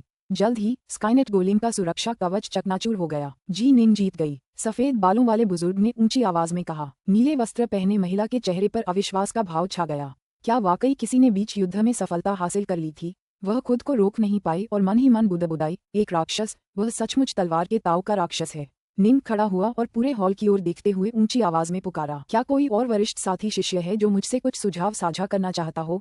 कोने में बैठा छोटा कद का बुजुर्ग खुद को ये कहे बिना नहीं रह सका। तलवार के ताव का एक सच्चा प्रतिभाशाली व्यक्ति, वह सचमुच तलवार के ताव का एक प्रतिभाशाली व्यक्ति है। ये जी निंग तलवार के अमर योद्धाओं के मार्ग पर चलने के लिए ही पैदा हुआ है। तलवार के प्रति उसका सहज लगाव दूसरों से कहीं बढ़कर है। वास्तव में हम इसे राक्षसी शब्द से भी वर्णित कर सकते हैं। इसके अलावा उसका हृदय तलवार के प्रति अत्यंत समर्पित है। ठीक है, अमर डायनाकाई ने दूर खड़े जी निंग को घूरा। उसे तलवार अमर होना ही था। एक और शिष्य ऊपर चला गया है। छोटे कद के बुजुर्ग ने सिर हिलाया। अच्छा हुआ कि वह ऊपर चला गया। जी निंग को अभी युद्ध के अनुभव की जरूरत है। उस पर जितना ज्यादा दबाव डाला जाएगा, उसका तलवार हृदय उतना ही ज्यादा चमकदार होता जाएगा। शायद इन लड़ाइयों के माध्यम से वह 3 पैरों वाली तलवार, चमकदार तलवार हृदय की पहली मुद्रा को भी समझ सके।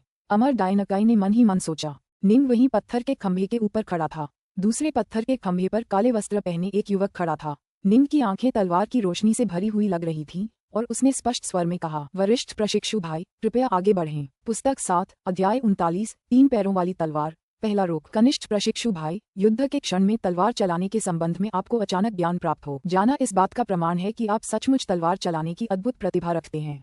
कोई आश्चर्य नहीं कि अमर डायनाकाई ने आपको अपना शिष्य बना लिया। काले वस्त्रधारी युवक ने शांति से कहा, कनिष्ठ प्रशिक्षु भाई, मेरी तकनीकें वरिष्ठ प्रशिक्षु बहन वाइट्सनो से कहीं ज्यादा खतरनाक हैं। आपको सावधान रहना होगा। वरिष्ठ प्रशिक्षु भाई, जो कुछ भी तुम्हारे पास है, बेझिझक इस्तेमाल करो। निंग पद्मासन में बैठ गया और काले वस्त्रधारी आदमी भी बैठ गया। दोनों दूर से एक दूसरे को घूर रहे थे। आसपास का इलाका एक बार फिर खामोश हो गया। इससे पहले 2 वांशियांक सिद्ध, ब्लडशेडो और वाइट्सनो, लगातार पराजित हो चुके थे। अब जो व्यक्ति वैनम ब्लड लड़ाई में शामिल हुआ था, वह स्वाभाविक रूप से दांव पर प्रवचन में उन दोनों से भी ज्यादा दुर्जेय था। अन्यथा वह आता ही नहीं। जाओ जाओ जाओ। काले वस्त्र पहने युवक की आंखें ठंडी रोशनी से चमक उठीं। तुरंत ही नीचे अखाड़े में जिस गोलेम को वह नियंत्रित कर रहा था, उसके पिछले हिस्से से तैलीय जटित हुक उड़ने लगे। 18 तैलीय हरे जहरीले हुक हवा में तेजी से उड़े और ऊपर उड़ते हुए इन 18 जहरीले हुकों के सिरे एक जहरीली तिरंगी रोशनी से हल्की सी चमकने लगे। 18 जहरीले हुक सीधे उस 1000 तलवार वाले गोलेम की ओर उड़े जिसे निंग नियंत्रित कर रहा था। ऐसा लग रहा था जैसे इस हमले की शक्ति संकुचित हो गई थी। उसे किसी भी खतरे का आभास नहीं हुआ। अरे, निंग का चेहरा थोड़ा बदल गया। तिरंगा जहरीला प्रकाश। इससे पहले वह ब्लडशेडो और वाइट्सनो से लड़ चुका था। ब्लडशेडो जाहिर तौर पर एक ही दाव पर केंद्रित था और उसने अपनी तकनीकों में दूसरे दाव की अंतर्दृष्टि को शामिल कर लिया था।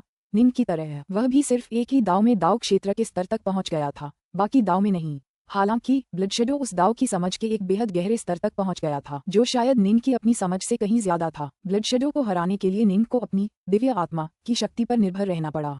जहां तक वाइट्सनो की बात है, उसे 2 अलग अलग दाव डोमेन में महारत हासिल करनी चाहिए थी और इस वैनम ब्लड को 3 अलग अलग दाव डोमेन में महारत हासिल करनी चाहिए थी। अमर डायनाकाई ने उससे कहा था कि 3 दाव डोमेन के स्तर पर पहुंचने के बाद वह अपनी त्रिपक्षीय कमल तलवार की असली शक्ति को उजागर कर पाएगा, लेकिन यह विष रक्त पहले ही इस स्तर पर पहुंच चुका था। तो क्या हुआ अगर तुमने 3 दाव डोमेन हासिल कर लिए हैं?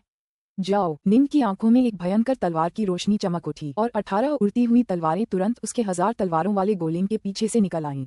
18 उड़ती हुई तलवारें हवा में वार करती हुई तुरंत कमल के फूलों में बदल गईं और त्रिपक्षीय कमल तलवारों की 18 चमकती तलवार रोशनी में बदल गईं। हालांकि 3 तलवारों से बनी तलवार रोशनी बहुत शक्तिशाली होती है। 18 वार करने वाले दुश्मन से निपटने के लिए निंग स्वाभाविक रूप से अपनी 18 तलवारों का इस्तेमाल करेगा। मात्रा की प्रतियोगिता। जी निंग को इस मामले में कभी किसी का डर नहीं था। चिपको, झनकार, स्विश। एक तरफ तलवार की रोशनी वाले 18 खिले हुए कमल और दूसरी तरफ 18 विषैले तिरंगे हुक। मानो 18 अमर साधक उन्हें नियंत्रित कर रहे हों। वे बार बार हवा में टकरा रहे थे। उन 18 विषैले तिरंगे कांटों में जबरदस्त ताकत थी और वे निंग के हमलों को पूरी तरह से दबा सकते थे। लेकिन निंग के तलवार जैसे हल्के हमले पानी के साथ संरेखित थे और उनमें जबरदस्त लचीलापन था। इसके अलावा उस जबरदस्त दबाव ने निंग को एक बार फिर उस पुराने युद्ध मोड में धकेल दिया। सब कुछ त्याग देने की मानसिकता में, अपने दिल में सिर्फ तलवार छोड़कर। मेरे हृदय में केवल तलवार है। मार, मार, मार। तलवार प्रकाश के कमल इधर उधर उड़ रहे थे और तीखे होते जा रहे थे। इस हद तक कि दूर बैठे दर्शक शिष्य भी साफ देख सकते थे कि जिस शक्ति से निंग अपनी त्रिपक्षीय कमल तलवारों को नियंत्रित कर रहा था, वह धीरे धीरे बढ़ रही थी। तलवार प्रकाश तीखे होते जा रहे थे, इस हद तक कि वे धीरे धीरे अपना जीवन धारण कर रहे थे। वे निरंतर और अधिक शक्तिशाली होते जा रहे थे। कमल तलवार दीपों की शक्ति निरंतर बढ़ती जा रही थी। वह अभी भी तलवार को समझने की प्रज्ञा अवस्था में है। होलीफायर दूर तक देखता रहा। इस कनिष्ठ प्रशिक्षु भाई में सचमुच भयानक क्षमता है। वह सचमुच तलवार का एक अद्भुत छात्र है। तलवार प्रकाश की शक्ति निरंतर बढ़ रही है। क्या ये संभव है कि यह कनिष्ठ प्रशिक्षु भाई सचमुच आज अमर तलवार के प्रथम चरण में प्रवेश करने वाला है? मोटा, मैला कुचैला दिखने वाला युवक चुपचाप देखता रहा। अमरता के मार्ग पर ज्ञानोदय की अनेक सूक्ष्म विविध शाखाएं थीं, जैसे यिन यांग शाखा, ताइजी शाखा, अमर तलवार शाखा इत्यादि। तलवार अमर तलवार के महान दाव को पार कर गए। तलवार अमर हमेशा से अपनी युद्ध शक्ति के लिए प्रसिद्ध रहे हैं और उन्हें युद्ध के लिए सबसे उपयुक्त शाखा कहा जा सकता है। उदाहरण के लिए अमर डायनकाई या अमर नॉर्थवॉकर, जो श्वेत महाविद्यालय के पूरे इतिहास में सबसे प्रसिद्ध व्यक्ति थे। वे सभी तलवार अमर थे। अद्भुत। काले वस्त्रधारी युवती ने भी प्रशंसा में एक कोमल उद्गार व्यक्त किया। निनलोट्स ने यह सुनते ही तुरंत अखाड़े में निंग की ओर देखा। उसकी आंखें जिज्ञासा से भर गईं। दाव वाद विवाद महल के कोने में नाटा बुजुर्ग आराम से शराब का एक कलश पकड़े हुए था। अमर शराब का एक घूंट भरते हुए उसने अमर डायनकाई की ओर देखा, जो बिना पलक झपकाए युद्ध को घूर रहा था। फाइवक्रेज ने एक अजीब सी हंसी। कनिष्ठ प्रशिक्षु भाई डायनकाई, चिंता मत करो। हालात को देखते हुए तुम्हारा ये शिष्य लगभग वहां पहुंच ही गया है। जल्द ही उसे सचमुच समझ आ जाएगा कि उसका तलवार हृदय क्या है। हम अमर डायनकाई के होंठ हल्के से हिले, लेकिन उनकी आंखें बिना पलक झपकाए चल रहे युद्ध पर टिकी रहीं। आखिरकार यह उनका पहला शिष्य था। काले वस्त्रधारी युवक वेनम ब्लड कमल मुद्रा में बैठा रहा। उसके चेहरे का भाव लगातार कुरूप होता जा रहा था। ऐसा कैसे हो सकता है? ज्ञानोदय की प्रज्ञा अवस्था की भी एक सीमा होनी चाहिए। फिर उसकी तलवार की ज्योति कैसे निरंतर प्रबल होती जा रही है? पहले तो वह प्रतिकूल स्थिति में था, पर अब धीरे धीरे उसकी शक्ति बढ़ती जा रही है। इस प्रज्ञा अवस्था की सीमा आखिर कब होगी? आखिर वह क्या समझ रहा है? काले वस्त्र पहने युवक ने दांत पीसते हुए कहा। स्लोपी दाववादी और अन्य सर्वोच्च शिष्यों को एक ही नजर में पता चल गया था कि निंग अमर तलवार के मार्ग पर चल रहा है। हालांकि वेनमब्लड के अनुभव में थोड़ी कमी जरूर थी। उसे बस इतना पता था कि निंग प्रज्ञा अवस्था में है, लेकिन उसे इस बात का जरा भी अंदाजा नहीं था कि निंग अमर तलवार के मार्ग पर चल रहा है। हवा में तलवार की रोशनी वाले वे 18 कमल के फूल उन 18 विषैले तिरंगे कांटों से और भी तेजी से टकरा रहे थे। वे विषैले कांटे अपनी पूरी ताकत से संघर्ष कर रहे थे, लेकिन वे स्पष्ट रूप से नुकसान में थे। काले वस्त्र पहने युवक की निगाहें एक तेज रोशनी से चमक उठी और उसके दिल में एक उन्मत्त भावना भर गई। वे 18 जहरीले हुक तुरंत बदलने लगे और एक विशाल तिरंगा जहरीला हुक बन गया, जो 30 मीटर से भी ज्यादा लंबा था। पूरा जहरीला तिरंगा हुक एक धुंधली रोशनी से चमक उठा और सीधे निंग के 1000 तलवारों वाले गोलेम की ओर बढ़ गया। तोड़ो! तलवार प्रकाश के 18 कमल पुष्प भी तुरंत रूपांतरित हो गए। 6 उड़ती तलवारों से बना एक समूह आधार। वे तुरंत एक विशाल त्रिपक्षीय कमल तलवार में बदल गए, जो आक्रमण का स्वागत करने के लिए आगे बढ़ी। धमाका! एक जबरदस्त टक्कर। जहरीला हुक तुरंत उड़ गया। विशाल त्रिपक्षीय कमल तलवार हवा में चीखती हुई वेनुमहुक गोलेम के शरीर पर लगे सुरक्षा कवच को सीधे भेदती हुई निकली। जी निंग जीत गई। सफेद बालों वाले बुजुर्ग की आवाज एक बार फिर गूंजी और उसी समय भव्य सीलिंग बाधा गायब होने लगी। मैं हार गया। काले वस्त्र पहने उस युवक की आंखों में एक उदास भाव था, जिसने इतने लंबे समय तक संघर्ष किया था और फिर भी हार गया था। उसने दूसरे पत्थर के खंभे पर बैठे फरपोश युवक को अपनी आंखों के कोने से देखा। फिर वह आगे की ओर उछला और युद्ध क्षेत्र से बाहर निकलते हुए एक प्रकाश की किरण में बदल गया। उसने दोनों जैड की बोतलें सफेद बालों वाले बुजुर्ग को दी, फिर मुड़कर चला गया। पूरा दाव वाद विवाद महल एक पल के लिए पूरी तरह शांत हो गया। और फिर तरह तरह की चर्चाएं शुरू हो गईं। उसने खो दिया है। वरिष्ठ प्रशिक्षु भाई वेनोम्ब्लेड हार गया। वरिष्ठ प्रशिक्षु भाई वेनोम्ब्लेड ने 3 दाव डोमेन प्राप्त कर लिए हैं। वरिष्ठ प्रशिक्षु भाई वेनोम्ब्लेड भी हार गया। अब हमें क्या करना चाहिए? इस बातचीत के अलग अलग पहलू पूरे दाव शास्त्रार्थ महल में गूंज रहे थे। कई शिष्य एक ही बात कह रहे थे, अगर वेनोम्ब्लेड भी हार गया तो उनमें से अगला कौन होगा? शाबाश वरिष्ठ प्रशिक्षु भाई जी निंग, शाबाश। नॉर्टसन ने निंग का दृढ़ता से समर्थन किया। वह अकेला व्यक्ति था जिसने निंग का समर्थन किया और नए शिष्यों के गुट में वह और निंग ही एकमात्र सदस्य थे। बाकी शिष्य आपस में बातें कर रहे थे और यह भी सोच रहे थे कि उनमें से अगला कौन ऊपर जाएगा। बस किसी ने भी इस बात पर ध्यान नहीं दिया कि जी निंग के साथ इस समय कुछ असामान्य हो रहा था। दरअसल पानी पर नजर रखने वाली तकनीक से ये सब देख रहे आदिम दाववादियों को भी इसका पता नहीं चला। आखिरकार वे वास्तव में मौजूद नहीं थे और न ही इन सबका प्रत्यक्षदर्शी बन पाए। केवल 2 लोगों ने ही देखा, अमर फाइवक्रेज और अमर डायनकाई। उन्होंने निंग में कुछ असामान्य देखा। काले वस्त्रधारी युवक वेनोम्ब्लेड को हराने के बाद निंग पहले की तरह अपने पैरों पर खड़ा नहीं हो पाया। इसके बजाय वह कमल मुद्रा में ही बैठा रहा। उसकी आभा को महसूस करो। अमर फाइवक्रेज की आंखें और भी चमकीली होती जा रही थीं। जी निंग की आभा, उसकी आभा और भी तेज और तीव्र होती जा रही है। ठीक है, अमर डायनकाई की आंखें भी चमक रही थीं। वह पत्थर के खंभे पर कमल मुद्रा में बैठे निंग को एकटक देखता रहा। डायनकाई जैसे शक्तिशाली तलवार अमर के लिए वह महसूस कर सकता था कि दूर स्थित जी निंग भी डायनकाई जैसी ही तलवार की आभा उत्सर्जित करने लगी थी। हालांकि यह अत्यंत कमजोर थी, फिर भी यह धीरे धीरे प्रकट होने लगी थी। वह और भी ज्यादा ताकतवर होता जा रहा है। अमर फाइवक्रेज को शराब पीने की भी जहमत नहीं हुई। वह दूर खड़ी निंग को उत्साह से घूर रहा था। मुझे लग रहा है जैसे वह पूरी तरह से तलवार में बदल गया है। उसने सफलता हासिल कर ली। अमर डायनकाई के चेहरे पर भी मुस्कान आ गई। जैसे ही उसके शब्द निकले, दूर स्थित निंग कमल मुद्रा से उठकर अपने पैरों पर आ गया। जब वह व्हाइट स्नो से लड़ रहा था तब निंग का मन अपने गुरु अमर डायनकाई द्वारा उसे तलवार के बारे में सिखाए जाने के दृश्यों से भर गया था। उस समय उसे चमकदार तलवार हृदय के बारे में एक स्पष्ट अनुभूति हुई थी। अब जब वह वेनोम्ब्लेड से लड़ चुका था तो उसकी अंतर्दृष्टि और भी गहरी हो गई थी और उसकी तलवार प्रकाश की शक्ति भी लगातार बढ़ रही थी। वेनोम्ब्लेड को हराते ही उसे ऐसा लगा जैसे वह एक बुलबुला हो जो अपनी सीमा तक पहुंच गया हो और फिर अचानक फट गया हो। उसके दिल के सारे शक और सवाल गायब हो गए थे। निंग का दिल सचमुच चमक उठा था। अगर तुम तलवार के अमर बनना चाहते हो तो तुम्हें तलवार के प्रति पूरी ईमानदारी रखनी होगी। तलवार और तुम्हारे दिल में तलवार। अगर तुम्हारे दिल में तलवार है तो पत्थर, हथौड़े या लकड़ी की छड़ी से भी तुम तलवारबाजी कर पाओगे। एक अमर तलवार के लिए सब कुछ तलवार के दाव का हिस्सा है। वर्षा जल दाव, पवन, अग्नि के दाव और अन्य दाव, ये सभी तलवार के दाव में विलीन हो जाएंगे। तलवार मेरा शरीर है, तलवार मेरा जीवन है, तलवार मेरा मार्ग है। निंग ने अपनी आंखें खोलीं। उसकी आंखें, उसका पूरा शरीर, उसका हर एक अंग तलवार की से लबालब भरा हुआ लग रहा था। मानो निंग खुद एक बेजोड़ तलवार हो। अमर तलवार की तलवार स्वयं अमर तलवार थी। वह स्वयं तलवार था और तलवारबाजी में वह किसी भी जादुई खजाने का इस्तेमाल कर सकता था। अमर तलवार की तलवार ही उसका दाव था। ये दाव जब अपने चरम पर पहुंच जाता था तो तीनों लोगों में सर्वोच्चता प्राप्त कर लेता था। वह एक अमर तलवार की तलवार पर निर्भर था। एक अमर साधक के रूप में अपने पथ पर केवल तलवार के प्रयोग से ही वह शिखर तक पहुंचने का मार्ग बना सकता था। यदि देवता उसे रोकते तो वह देवताओं को मार डालता। यदि बुद्ध उसे रोकते तो वह बुद्धों का वध कर देता। वह उन सभी के बीच से मार्ग बनाता जो उसका विरोध करते और इसके लिए वह अपनी तलवार पर निर्भर रहता। मैं चाहता हूँ कि मेरे माता और पिता हमेशा जीवित रहें। मैं चाहता हूँ कि मेरे प्रियजन आनंदमय जीवन जी सकें। मैं चाहता हूँ कि मेरे साथ कभी कोई त्रासदी न घटे। मैं फिर कभी भाग्य के हाथों नियंत्रित नहीं होना चाहता। निंग का तलवार हृदय अब पूरी तरह चमक रहा था और पारदर्शी था। उसकी सारी आशाएं, उसकी इच्छाएं, उसके सपने सब उसकी तलवार में समाहित थे। उसका शरीर, उसका जीवन, यहाँ तक कि उसकी भविष्य की आशाएं और आकांक्षाएं सब तलवार के हवाले थीं। तलवार ही वह चीज थी जिस पर वह अपना भविष्य और अपना रास्ता गढ़ने के लिए निर्भर था। 3 पैरों वाली तलवार का पहला रुख, चमकदार तलवार हृदय। निंग ने तुरंत 3 पैरों वाली तलवार के पहले रुख को समझ लिया। पहली मुद्रा को कई अलग अलग तरीकों से लागू किया जा सकता था। बस अपनी तलवार हृदय की अंतर्दृष्टि के अनुसार तकनीक को जारी रखना जरूरी था। बस इतना ही काफी था। निंग खड़ा हो गया। पत्थर के खंभे के ऊपर खड़े होकर उसने दाव शास्त्रार्थ महल में बैठे अपने साथी शिष्यों को घूरा। फिर एक बार फिर बोला, क्या कोई अन्य सह शिष्य हैं जो मुझे मार्गदर्शन प्रदान करना चाहते हैं? पुस्तक 7, अध्याय 40, डेथ चॉप। दाव वाद विवाद महल में मौजूद श्वेतश्याम महाविद्यालय के शिष्यों ने अपनी नजरें कुछ लोगों की ओर घुमानी शुरू कर दी। वेनोम्ब्लेड दाव वाद विवाद के मामले में पहले से ही एक शक्तिशाली वांशियांक सिद्ध था और फिर भी वह जी निंग से हार गया था। तो जी निंग को हराने के लिए उन्हें किसी और भी शक्तिशाली व्यक्ति की जरूरत होगी। ऐसे बहुत कम लोग थे जो इस मानदंड पर खरे उतरते थे। केवल 10 या इतने ही शिष्य थे जिनके पास अनेक दाव डोमेन थे और वे अत्यंत शक्तिशाली थे। इस स्थिति को देखते हुए मैं स्वयं आपकी शक्ति का परीक्षण करना चाहता हूँ। कनिष्ठ प्रशिक्षु भाई जी निंग, होलीफायर के बगल में खड़ा एक सफेद वस्त्रधारी व्यक्ति अचानक एक शांत हंसी के साथ सामने आया। नॉर्थमोस्ट ब्लैककट, वरिष्ठ प्रशिक्षु भाई नॉर्थमोस्ट ब्लैककट अब युद्ध में शामिल होने वाले हैं।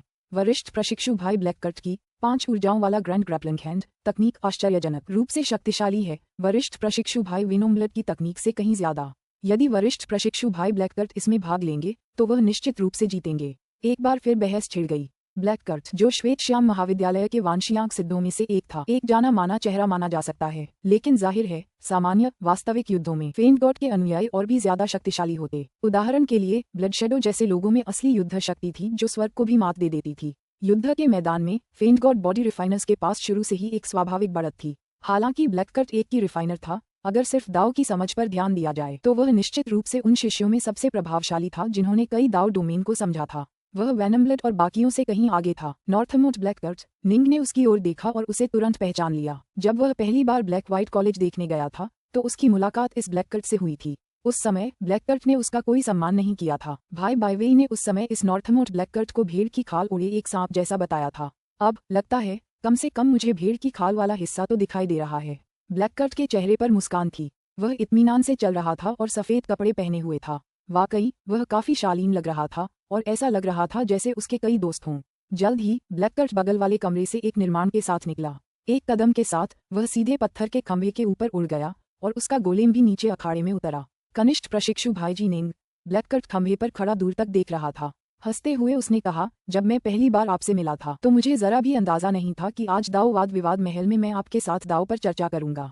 दुनिया के बदलाव वाकई अद्भुत और उल्लेखनीय हैं। वरिष्ठ प्रशिक्षु भाई, आपके साथ युद्ध करने में सक्षम होने के लिए मैं भी दुनिया के अनगिनत परिवर्तनों से चकित हूँ, निंग ने उत्तर दिया।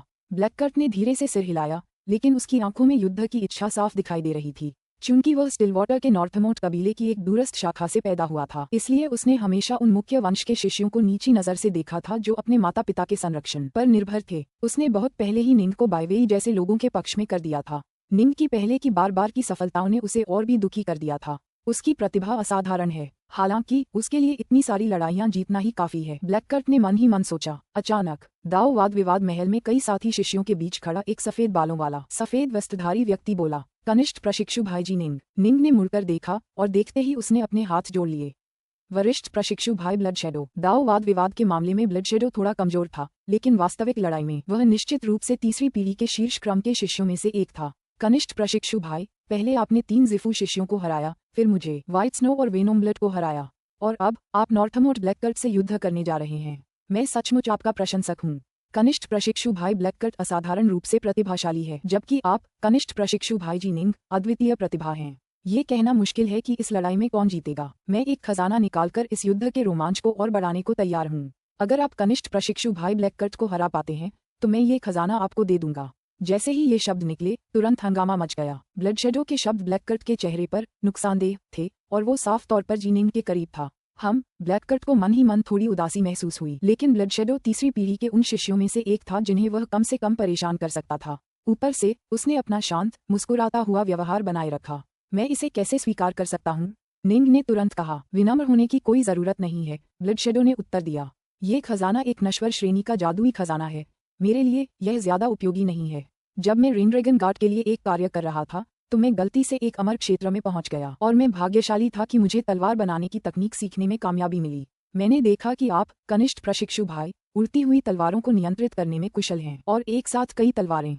यह उड़ती हुई तलवार बनाने की विधि जो मैंने प्राप्त की है वह स्वर्गीय आत्माओं, सांसारिक राक्षसों की एक तलवार बनाने की विधि है जिसमें कुल 108 उड़ती हुई तलवारें हैं। मेरे लिए ये बेकार हैं, लेकिन आपके लिए, कनिष्ठ प्रशिक्षु भाई, ये जरूर बहुत उपयोगी होंगी। हालांकि अगर आप इन्हें प्राप्त करना चाहते हैं तो आपको इस युद्ध में अपनी क्षमताओं का प्रदर्शन करना होगा। कनिष्ठ प्रशिक्षु भाई। सफेद वस्त्र पहने, सफेद बालों वाले ब्लडशेडो के चेहरे पर मुस्कान थी।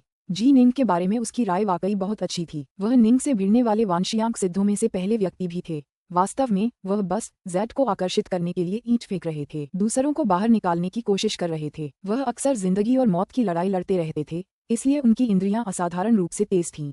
उन्हें स्पष्ट रूप से आभास हो रहा था कि दूर खड़ा निंग एक तलवार की तरह है और वह समझ गए थे कि उनके इस कनिष्ठ शिष्य भाई में असीमित क्षमताएं होंगी उड़ती तलवारों के इस सेट को बाहर निकालने में। हालांकि उसने कहा था कि यह जीत का इनाम होगा। अगर निंग हार भी गया तो भी समय आने पर ब्लडशेडो निंग को तलवार देने का कोई न कोई बहाना जरूर ढूंढ ही लेगा और इस तरह दोनों स्वाभाविक रूप से एक दूसरे के और करीब आ जाएंगे। मैं जरूर कड़ी मेहनत करूंगा, निंग ने कहा। यह नश्वर श्रेणी की उल्टी तलवारों वाली संरचना ब्लडशेडो के लिए वास्तव में बेकार कैसे हो सकती है, और कुछ नहीं तो वह इसे स्वर्गीय खजानों के पहाड़ पर ले जाकर कुछ मौलिक बैज के बदले में दे सकता था। जाहिर है यह वरिष्ठ प्रशिक्षु भाई उससे दोस्ती करना चाहता था। वह बच्चा ब्लडशेडो आपके शिष्य से दोस्ती करने वाला पहला व्यक्ति है। छोटे कद का बुजुर्ग अपने हाथ में शराब का गिलास पकड़े हुए आराम से बातें करते हुए उसे पी रहा था। अमर डायनाकाई ने हल्के से सिर हिलाया। ब्लडशेडो भी तीसरी पीढ़ी में एक सचमुच वीर पुरुष है। वह आपके शिष्य के पक्ष में खड़ा है तो वह एक वीर व्यक्ति है। नाटे कद के बुजुर्ग ने उसे घूरा, फिर होंठ भींचकर कहा, सच कहूं तो हालांकि यह बच्चा ब्लडशेडो दाव को समझने में थोड़ा धीमा है, फिर भी वह स्थिरता और आत्मविश्वास से आगे बढ़ता है। खास तौर पर वह कष्ट सहने में काफी कुशल है। विभिन्न फिंगर्ड बॉडी रिफाइनिंग तकनीकों में से अविनाशी ब्लडशेडो बॉडी को प्रशिक्षण के लिए सबसे कष्टदायक तकनीक बताया गया है। हालांकि अगर कोई सफल हो जाता है तो परिणाम विचित्र रूप से, आश्चर्यजनक रूप से शक्तिशाली होते हैं। इसके अलावा ये बच्चा ब्लडशेडो अक्सर रेनड्रैगन गार्ड के लिए खतरनाक मिशनों पर जाता है। अपने विशेष अटूट शरीर के साथ वह कई बार जीवन और मृत्यु के बीच का रास्ता तय कर चुका है और उसकी शक्ति तेजी से बढ़ रही है। उसकी दिव्य क्षमता भी काफी शक्तिशाली है। अब जब वह पहली बार शामिल हुआ था तो वह साधारण था, लेकिन अब वह तीसरी पीढ़ी के सबसे शक्तिशाली शिष्यों में से एक है। मुझे लगता है कि कुछ और शताब्दियों में वह हमारे श्वेत कॉलेज के सबसे शक्तिशाली सदस्यों में से एक बन जाएगा। तुम्हें उसका इतना अच्छा अंदाजा है? अमर डायनाकाई हैरान रह गई। छोटे कद के बुजुर्ग ने आह भरी। हालांकि दाव को समझना जरूरी है, लेकिन दाव हृदय उससे भी ज्यादा जरूरी है। एक बार जब तुम मेरे जितना देख लोगे तो तुम समझ जाओगे। ठीक है। अमर डायनाकाई ने ब्लडशेडो को एक लंबी गहरी नजर से देखा। युद्ध शुरू हो रहा है। छोटे कद के बुजुर्ग की आंखें चमक उठीं जब उन्होंने दूर चल रहे युद्ध को देखा। निंग और ब्लैककट दोनों ने युद्ध में अपने गोलेम को नियंत्रित करना शुरू कर दिया था।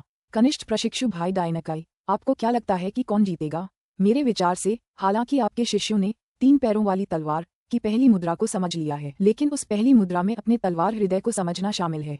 उसका तलवार हृदय कैसा है कोई नहीं जानता। वह जो तकनीकें इस्तेमाल करेगा वे कितनी शक्तिशाली होंगी कहना मुश्किल है, लेकिन ब्लैककट का ये 5 ऊर्जाओं वाला भव्य ग्रैपलिंग हैंड उस तकनीक से कहीं ज्यादा शक्तिशाली है जो वेनमब्लड बच्चा इस्तेमाल कर रहा था। छोटे कद के बुजुर्ग ने अमर डायनाकाई की ओर देखा। उसके चेहरे पर चिंता के भाव आने का बेसब्री से इंतजार कर रहा था, लेकिन अमर डायनाकाई हमेशा की तरह गंभीर बनी रही।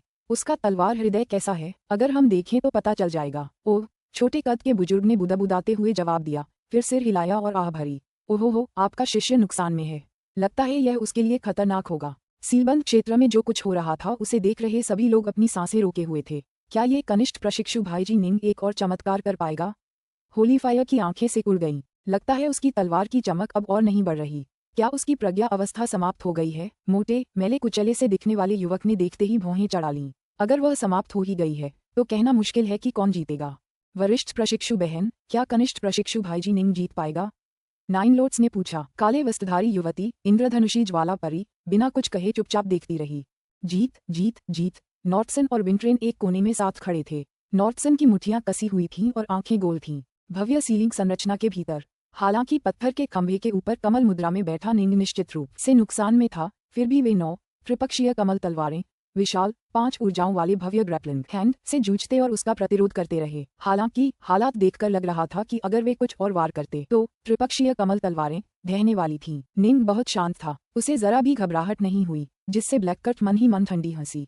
अब तुम्हारे हारने का समय आ गया है। उसे पता नहीं था कि निंग इस समय अपनी शक्ति जमा कर रहा था। उसके दिल में तलवार के बारे में उसे जो भी समझ मिली थी वह लहरों की तरह उमड़ रही थी। बेफिक्र रहना, जो चाहे वो करना, भाग्य को भी पीछे हटने पर मजबूर कर देना। निंग की आंखें अचानक एक भयानक तलवार इरादे से फट गईं और एक आश्चर्यजनक तलवार इरादा उसके पूरे शरीर से निकल गया। 3 पैरों वाली तलवार का पहला रुख, चमकदार तलवार हृदय। निंग की निगाहें स्थिर हो गईं और तुरंत एक गड़गड़ाहट की आवाज सुनाई दी। 1000 तलवारों वाले गोलेम की पीठ पर लगी हर एक उड़ती हुई तलवार, जिनमें वे उड़ती हुई तलवारें भी शामिल थीं जो उसने पहले इस्तेमाल की थीं, उड़ गईं। वहां हजारों उड़ती हुई तलवारें थीं, हवा में इकट्ठी, और उन्होंने सभी दर्शकों को पूरी तरह से चौंका दिया। इतनी सारी उड़ती हुई तलवारें, वे क्या करने वाले थे? हजारों उड़ती तलवारों में से प्रत्येक सीधे उनके आगे स्थित 5 ऊर्जाओं वाले भव्य हाथ की ओर इशारा कर रही थी। काट! निंग ने जोर से यह शब्द कहा। हजारों उड़ती तलवारें तुरंत कमल के फूलों में खिल गईं और साथ ही वे सभी आगे की ओर कट गईं। हजारों उड़ती तलवारें तुरंत एक विशाल तलवार प्रकाश में बदल गईं। अदम्य शक्ति और वैभव लिए हुए वे आगे की ओर कट गईं, इस एक ही वार में। इसमें निंग के तलवार हृदय की अजेय इच्छाशक्ति समाहित थी। अपने पिछले जन्म में निंग ने सूचना विस्फोट के युग का अनुभव किया था। जैसा कि कहावत है, जो नश्वर संसार की लाल धूल में प्रवेश करता है, एक लाल धूल एक बौद्ध वाक्यांश है जो नश्वर संसार और उसमें व्याप्त समस्त दुखों को संदर्भित करता है। इसी कारण से लाल धूल की स्त्रियां वास्तव में वेश्याओं के लिए एक पुराना व्यंजना शब्द है। वह उसमें लिपटा हुआ ही विदा होगा। सूचना विस्फोट के युग में उत्पन्न विचलित करने वाले विचार भटकते बर्बर लोगों के युग में उत्पन्न विचलित करने वाले विचारों से भी अधिक आश्चर्यजनक थे। इस जीवन में उसके जो अनुभव हुए, जिन लोगों से वह प्रेम करता था, उनका जीवन और मृत्यु, परिवार की गर्मजोशी, यही वे चीजें थीं जिन्होंने निंद के हृदय को धीरे धीरे उज्ज्वल होने और उन विचलित करने वाले विचारों से शुद्ध होने में मदद की। अगर कोई व्यक्ति एक आदर्श लोक में सभी सांसारिक चीजों से परे एक आड़ू के बगीचे में रहता तो शायद वह एक शुद्ध उज्ज्वल हृदय बनाए रख पाता। लेकिन ऐसा शुद्ध उज्ज्वल हृदय बहुत कमजोर होता। किसी भी बाधा या प्रलोभन का सामना करने पर यह आसानी से टूट सकता है। लेकिन निंग ने अपने पिछले जीवन में सूचना विस्फोट के युग में बहुत कुछ देखा था। पीड़ा और दर्द से तड़पते हुए उसने दूसरों को आजादी से घूमते, किताबें पढ़ते, प्रेमी बनाते और भी बहुत कुछ देखा था। ये कितना दर्दनाक और यातनापूर्ण था। उसका हृदय नश्वर संसार की लाल धूल से बहुत पहले ही रंग चुका था। इस जीवन में परिवार के प्यार और स्नेह ने उसे धीरे धीरे चमकीला बना दिया था और अब उसका हृदय और भी मजबूत और अटूट हो गया था। यह निश्चित रूप से प्रशंसनीय है कि एक व्यक्ति पहाड़ की चोटी पर खड़ा होकर पूर्ण शुद्धता बनाए रखे, लेकिन कीचड़ से पैदा हुए किसी व्यक्ति के लिए बेदाग बने रहना और भी कठिन था। यह मेरी 3 फुट तलवार का पहला रुख है। काटना, काटना, काटना। निंग ने 3 बार काट शब्द गरजा और उसकी आंखों में तलवार की चमक नंगी आंखों से दिखाई दे रही थी। वह शक्तिशाली तलवार नियत, वह प्रबल अदम्य इच्छा शक्ति जिसने दूर से देख रहे उन 2 अमर प्राणियों को भी द्रवित कर दिया।